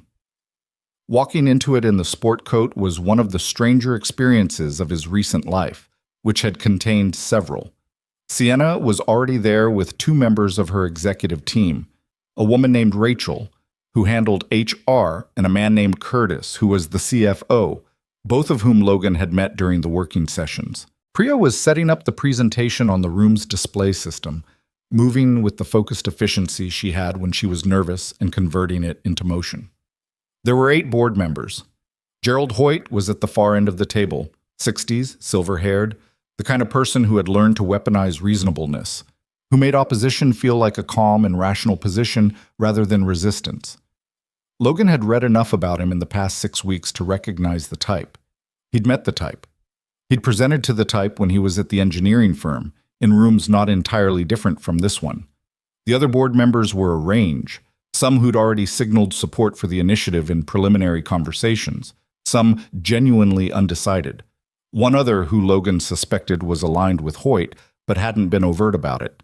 Sienna made brief introductions. When she got to Logan, she said, "Logan Hayes, consulting on the initiative framework," and moved on without making it a thing, which was the right call. He sat in the chair to her left, opened the folder he'd brought, and put his hands flat on the table in a way that felt steady. Hoyt looked at him with the polite assessment of a man cataloging an unknown variable. Logan looked back without breaking it into a competition. Sienna began. She was good at this. He'd known that in the abstract, but watching it in the room was different. She didn't oversell. She didn't perform passion, which was the mistake a lot of people made when they were presenting something they actually cared about. She laid out the problem first, the way Logan had suggested. Attrition rates, cost of replacement hiring, the data on productivity loss during the transition periods, numbers that Priya had refined to the point where they were unassailable. Hoyt let her get through the problem section without interruption, which Logan noted. He was waiting for the solution, where the costs were, where he had room to apply pressure. She got to the proposal framework. Hoyt said calmly, "I think this is where we need to pause." Sienna stopped. "I've circulated an alternative framework," Hoyt said, and two of the undecided board members who'd apparently received something Logan hadn't seen looked at their phones, which meant Hoyt had sent it during the presentation. Deliberately, mid-presentation. A more measured approach. A pilot program, limited scope, with clear exit criteria if the outcomes don't materialize. "I've seen the alternative," Sienna said. Her voice was level. "I think it fails on its core premise." "Explain," Hoyt said. "A pilot with a 60-day exit clause communicates to employees that the commitment is conditional," Sienna said, "which undermines the point of the commitment. You can't build institutional trust with a trial balloon. You can't allocate resources without accountability for outcomes," Hoyt said. "The board has a fiduciary obligation to—" "Gerald," Sienna said it quietly, "you've invoked fiduciary obligation 3 times in the past 2 weeks in relation to this initiative. I want to put a number on what that obligation looks like right now in the status quo." She nodded to Priya, who advanced the slide. The number on the screen was the annualized cost of attrition at Caldwell Dynamics over the previous 3 years. Replacement hiring, onboarding, productivity gap, institutional knowledge loss. It was a large number, large enough that 2 of the board members shifted in their seats. "That," Sienna said, "is what we're spending to maintain the current system. That's the fiduciary baseline we're measuring against, not 0. Hoyt looked at the number. He didn't flinch, but he recalculated. Logan could see it. "The causal link between the proposed initiative and attrition reduction is an assumption," Hoyt said. "The data supports correlation, not—" "May I?" Logan said. The room looked at him. It was the first time he'd spoken. He'd sat through the entire opening without a word, which had been deliberate. "You don't interrupt your own setup." Sienna said, "Please." Logan looked at Hoyt directly. "The causation question is a fair one," he said. "The answer is in the exit survey data from pages 12 through 14 of the appendix. 41% of voluntary departures in the past 2 years cited scheduling inflexibility or dependent care conflicts as primary or secondary factors. That's not a proxy measure. That's the employees telling us directly why they left. The causal link is self-reported." Hoyt opened his folder to the appendix. Logan waited. "Self-reported data has reliability limitations," Hoyt said, though he was reading while he said it. "It does," Logan said, "which is why we cross-referenced against the retention differential between employees who had access to informal, flexible arrangements, manager discretion cases, and those who didn't. The retention gap is 19% over a 24-month window. That's on page 16. He paused. "That gap represents the effect of the very thing you're proposing to limit, manager discretion, when it's applied generously versus when it isn't. We're asking to standardize what already works when people are lucky enough to have a manager who uses it." The room was quiet. Hoyt closed his folder. He looked at Logan with the expression of a man who had expected a different kind of opponent. "You built this analysis," he said. "With Priya," Logan said. "She ran the modeling." "And your background is—" "Mechanical engineering," Logan said. "Structurally, a retention problem and a load distribution problem aren't that different. You find where the system is failing under stress, and you reinforce it before it fractures." Hoyt was quiet for a moment. "What's your stake in this?" he said. It was a genuine question, not a hostile one, the question of a man trying to understand the room. Logan thought about how to answer that. I've been on the other side of this table, he said. Not literally.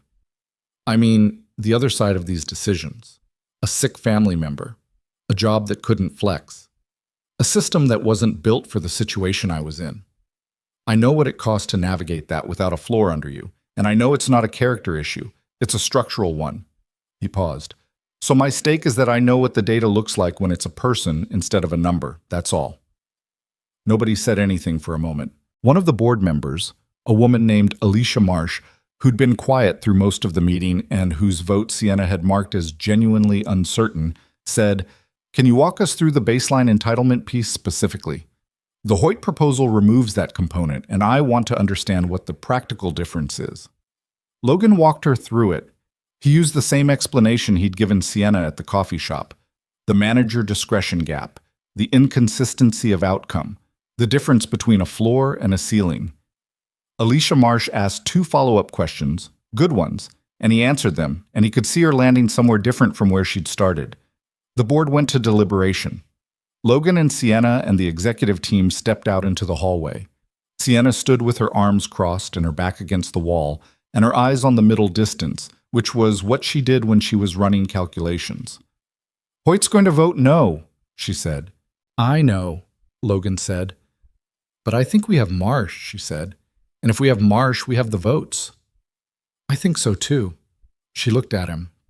"You didn't have to say that. In there, about your stake." "I know," he said. "It was the right call," she said. "But I know it cost you something." He thought about that, whether it had cost him something. He'd stood in that room in the sport coat he'd bought when he was 24, and he'd told a table full of board members that he'd been on the other side of the table. That was true. It was just true. He'd stated it the way he stated other facts. Level, without drama, without performing it. "It didn't cost me what you think it did," he said. "I'm not ashamed of where I've been." She held his gaze. "I know you're not," she said. "That's what I mean. That's the thing that landed." They waited in the hallway for 31 minutes. Logan sat on a bench near the elevator and scrolled through a message from Ella's teacher about an upcoming field trip to the Natural History Museum, which Ella had pre-approved based on the presence of a shark exhibit. He filled out the permission slip on his phone. When the boardroom door opened and Sienna's name was called, Logan stood. She went in. He stayed in the hallway. She came out 4 minutes later. She looked at him. She didn't smile, exactly. She wasn't someone who performed reactions, but something in her face had changed in a way that told him before she said the words. 6-2, she said. He nodded. She let out a breath that sounded like something she'd been holding for a long time. Not relief exactly. More like the sound of a structure settling after a load has been applied and held and not failed. "Hoyt," Logan said. "Hoyt and Parsons," she said. "The others came through." "Marsh?" "Marsh voted yes," Sienna said. "Asked 2 questions after you left and then voted yes." Logan looked at the boardroom door. 6-2. The initiative was real now. Not a draft, not a framework, not a proposal in a folder in a co-working space on a Tuesday night. Real, with resources behind it and institutional commitment that had been tested in the room where it needed to be tested. "Okay, he said. "Okay," she said. They stood in the hallway together for a moment, not saying anything, and it was the most comfortable silence they'd had, which meant something if you were paying attention to the way silences between 2 people evolve over time. The initiative launched in January. Sienna had wanted December. Her default was always faster. But Logan had argued for January because rolling out a policy change in the last month of the year, when everyone's attention was fragmented and HR was closing out annual reviews, was a structural mistake. She'd pushed back once, then looked at the implementation timeline and said, "You're right," and moved the date. He was still, officially, a janitor at Caldwell Dynamics. He'd thought about that a lot in the weeks between the board vote and the launch. What the right move was. Whether to push for a formal role change, whether to let it sit, whether the question would resolve itself or needed to be addressed directly. Sienna had brought it up in December at their Saturday coffee. Still happening, still the same uneven table, With the directness, she'd developed a habit of applying to things she'd been thinking about for a while. "We should talk about what you're doing in the spring," she said. "What do you mean?" "The initiative is funded. It needs someone to run the ongoing evaluation. The metrics tracking, the quarterly adjustments, the feedback loop from employees. It's systems work. It's yours." She paused. "I want to offer you the role formally." He looked at his coffee. "What does that mean for my position?" he said. "Your current position ends and you move into a new one," she said. "Program analyst for the Employee Support Initiative. Different pay grade, different responsibilities, same building." "Same building," he repeated. "Same building," she said. "I'm not asking you to start over somewhere unfamiliar. I'm asking you to do work you're already doing in a way that reflects what it actually is." He thought about the health coverage. He thought about Ella's next cardiology appointment, which was in March, and the one after that, and the one after that. He thought about the recertification process for structural engineering, which he'd looked up again 2 weeks ago, and this time not closed the browser on, just left open while he made dinner and let the information sit there. "Can I ask you something?" he said. "Yes?" "Is this because of what happened?" he said. "The donation, the hospital. Is this because you feel like you owe me something and this is how you're paying it?" Sienna looked at him directly. She didn't hedge. "At the beginning, maybe partly," she said. "I'm not going to tell you that morning in the hospital had nothing to do with why I started paying attention. It did, but what I've seen in the past 3 months isn't a debt I'm settling. It's a capacity I'd be stupid to leave where it is." She paused. "I'm not a person who makes personnel decisions out of sentiment. If you were bad at this, I would have figured out a different way to handle the moral accounting." "That's almost flattering," he said. "It's accurate," she said, "which is better than flattering." He sat with it. He thought about Claire saying, "Stop second-guessing yourself and go." He thought about Ella saying, "Do you miss it?" and the way he'd turned back to the stove. He thought about the shark book and Mia's deep and the squirrel tunnel theory and the maps that children make of places that don't exist yet, the way they name things before they know whether they'll be real. "I want the evaluation piece," he said, "but I also want to use the role to complete my professional engineering recertification on the side. Night courses. I know the workload. I've mapped it out. It doesn't conflict with the day-to-day." Sienna looked at him. "You mapped it out," she said. "Yes?" "Before you said yes." "I don't say yes to things I haven't mapped out," he said. Something happened in her expression then. Not the controlled CEO look, not the hospital look, not even the Saturday coffee look. Something more personal than all of them, like a window opening briefly onto a room she kept private. "What do you want the recertification for?" she said. "To finish what I started," he said. She was quiet for a moment. "Okay," she said. "The recertification is yours. We'll structure the role to accommodate it." "That's not standard," he said. "No," she agreed. "It's not." He nodded once. "Yes," he said. "To the role, Pashki, go on." Ella found out on a Wednesday evening when he sat her down after dinner and told her that he was going to be doing different work starting in the new year. She listened with her feet tucked under her on the couch, the shark book closed in her lap. "Different how?" she said. "I won't be cleaning anymore," he said. "I'll be doing more of the kind of work I used to do, planning and figuring out systems." She looked at him. "Like engineering?" He'd told her more about that slowly over the past months. Not the whole story at once, not the grief architecture behind it, not the specific weight of the years, but pieces of it, as she asked, as she was ready. "Sort of," he said. "Not exactly engineering, but using the same part of my brain." She absorbed this. "And your classes?" she said. Because he'd told her about those too. The night courses, 2 evenings a week.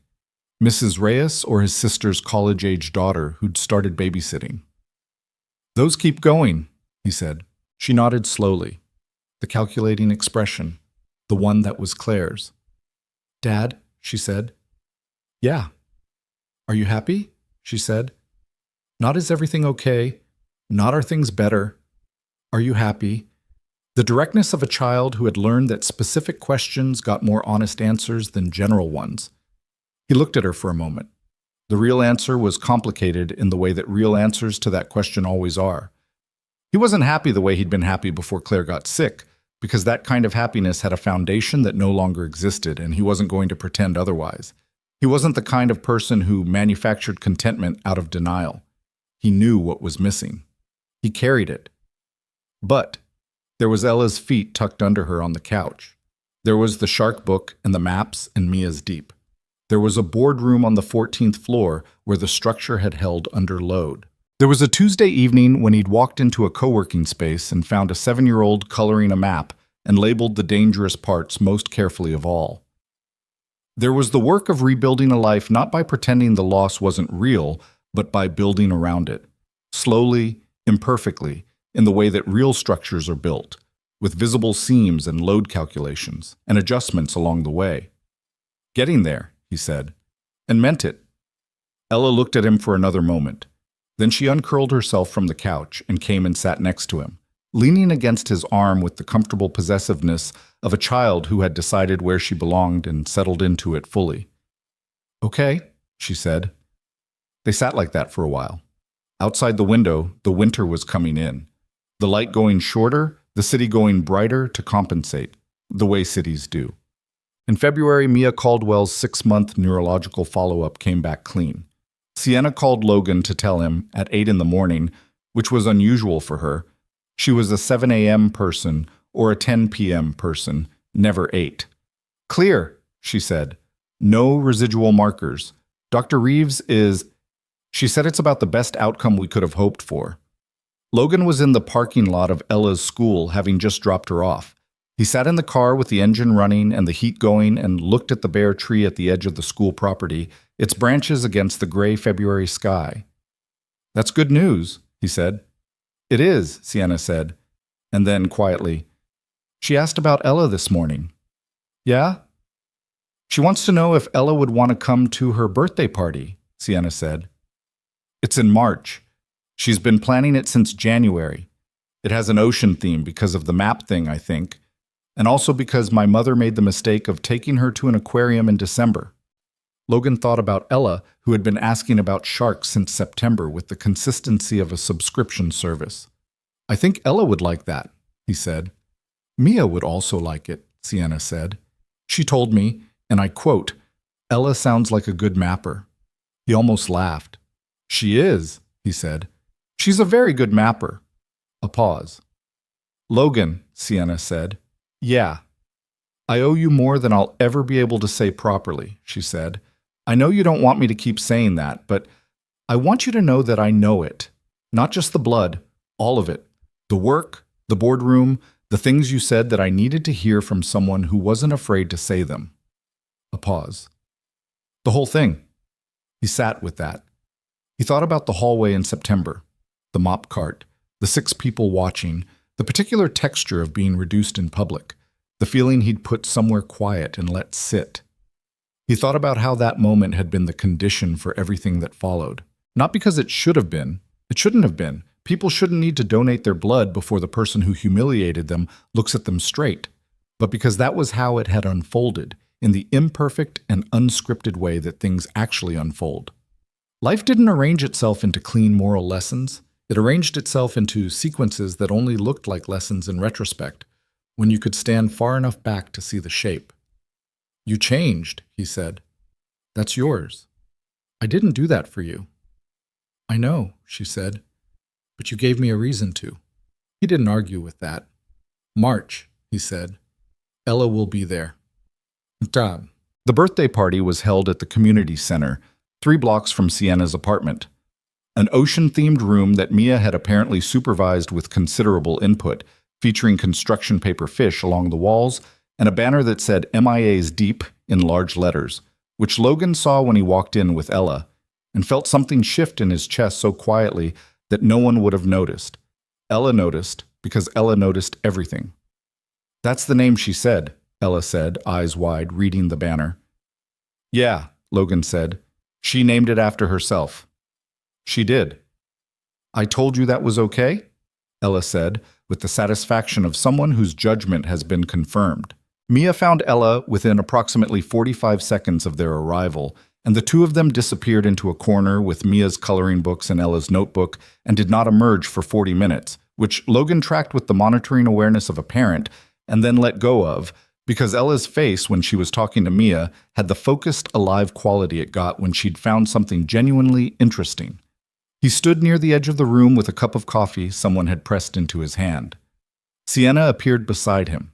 She looked different here than she did in any professional context. Slightly softer, or maybe just less managed, in the way that people look when they're in a space organized around a child they love. She was watching Mia with the particular attention of a mother who'd spent 4 days in a hospital being told she might not get to watch this. She made the sign herself, Sienna said, nodding at the banner. Mia's deep. She said, "She told my mother it was from a map." "It is," Logan said. "I know." She looked at him briefly. "I don't know what's going to happen with the two of them," she said, meaning the girls. "Whether they'll be actual friends or whether this is just a birthday party thing that fades. Kids are weird about friendships. They're intense and then they're done." "Or they're not," Logan said. "Or they're not," she agreed. In the corner, Mia was showing Ella something in her coloring book, pointing at a section, explaining. Ella was leaning forward with her chin in her hand, listening with the focused attention she gave to things that mattered. Then she opened her notebook and showed Mia something back, and Mia's face did the thing that faces do when someone shows you something you didn't know existed and you immediately need to know everything about it. Logan watched them. He thought about the things you can't engineer, the variables that don't fit in any model, a blood type, a hallway, a child who seizes at the right moment in the right place because the body finds its way to say what it can't say in words. He thought about the fact that he'd spent years building a life out of what was left after the worst thing happened, and that the building had been careful and steady and mostly sufficient, and also that sufficient and whole are not the same thing, and he'd known that, and not known how to fix it. He thought that maybe fix was the wrong word. Maybe the right word was continue. You didn't fix a loss. You continued despite it, around it, with it inside you as a permanent load-bearing element that you learned to account for rather than remove. He looked at Ella. She was laughing now at something Mia had drawn, her hand covering her mouth the way she always covered her mouth when she laughed hard, a habit so specific and so hers that it made his chest ache with something he couldn't name, the particular helpless love of a parent watching a child be fully, freely themselves. She looked up and found him across the room, the automatic radar that children have for the person they're anchored to. And she waved once, quick, and then turned back to Mia. He raised his hand back. That was all. Sienna was still beside him. She'd seen it. "She's something," Sienna said. "Yeah," Logan said. "She is." "She has your eyes," Sienna said. He looked at her. "No, she doesn't," he said. "She has her mother's." Sienna looked at him for a moment, then, "You're right. I'm sorry." "It's okay," he said. And it was. Not painlessly, but genuinely. Claire was in Ella's eyes every day. He'd made his peace with that being both beautiful and hard, the way some things just were. "Were you happy?" Sienna said. "When you were married?" It was an unexpected question, not inappropriate, but just unexpected, the kind that comes out when someone has been thinking about something for a while and finally decides to say it out loud. "Yeah," he said. "Really happy." He paused. "We argued about stupid things. We were bad at the same time about money, which turned out to be a problem. She had a temper when she was tired, and I went quiet when I should have talked." He looked at his coffee. "But yeah, happy. The real kind." Sienna was quiet. "I'm sorry you lost that," she said. "Me too," he said. They stood side by side for a while, watching their daughters in the corner with their maps and their drawings, their private systems for naming the parts of the world that mattered. Logan had been thinking, lately, about something that didn't have a clean resolution, about the way a single event can become a hinge in a life. Not because hinges are elegant, or because the events that create them make sense, but because they force a door open that was going to stay closed otherwise. A bad morning in a hallway, a child on a floor, a blood type on a form. He hadn't done anything heroic in September. He'd been in the right place with the right blood type, and he'd done what anyone with basic emergency awareness would have done, and then he'd lain in a hospital chair and let them take what they needed. That was it. That was the whole of it. What had happened after wasn't a reward for that. The world didn't work on a reward system. Sienna hadn't become a better person because the universe was keeping score. She'd become a better person because she'd been confronted with the specific gap between how she saw the people around her and who those people actually were, and she'd chosen to look at that gap instead of closing her eyes to it. That choice was hers. She'd made it. And Logan had chosen to show up, week after week, to the coffee shop and the co-working room and the boardroom on the 14th floor where he used to mop at 7:52 in the morning. He'd chosen to take the risk of being seen, which is always a risk, which never gets easier. He thought that was maybe the thing worth saying. Not as a lesson exactly, because lessons implied that pain had a curriculum, and he didn't believe it did.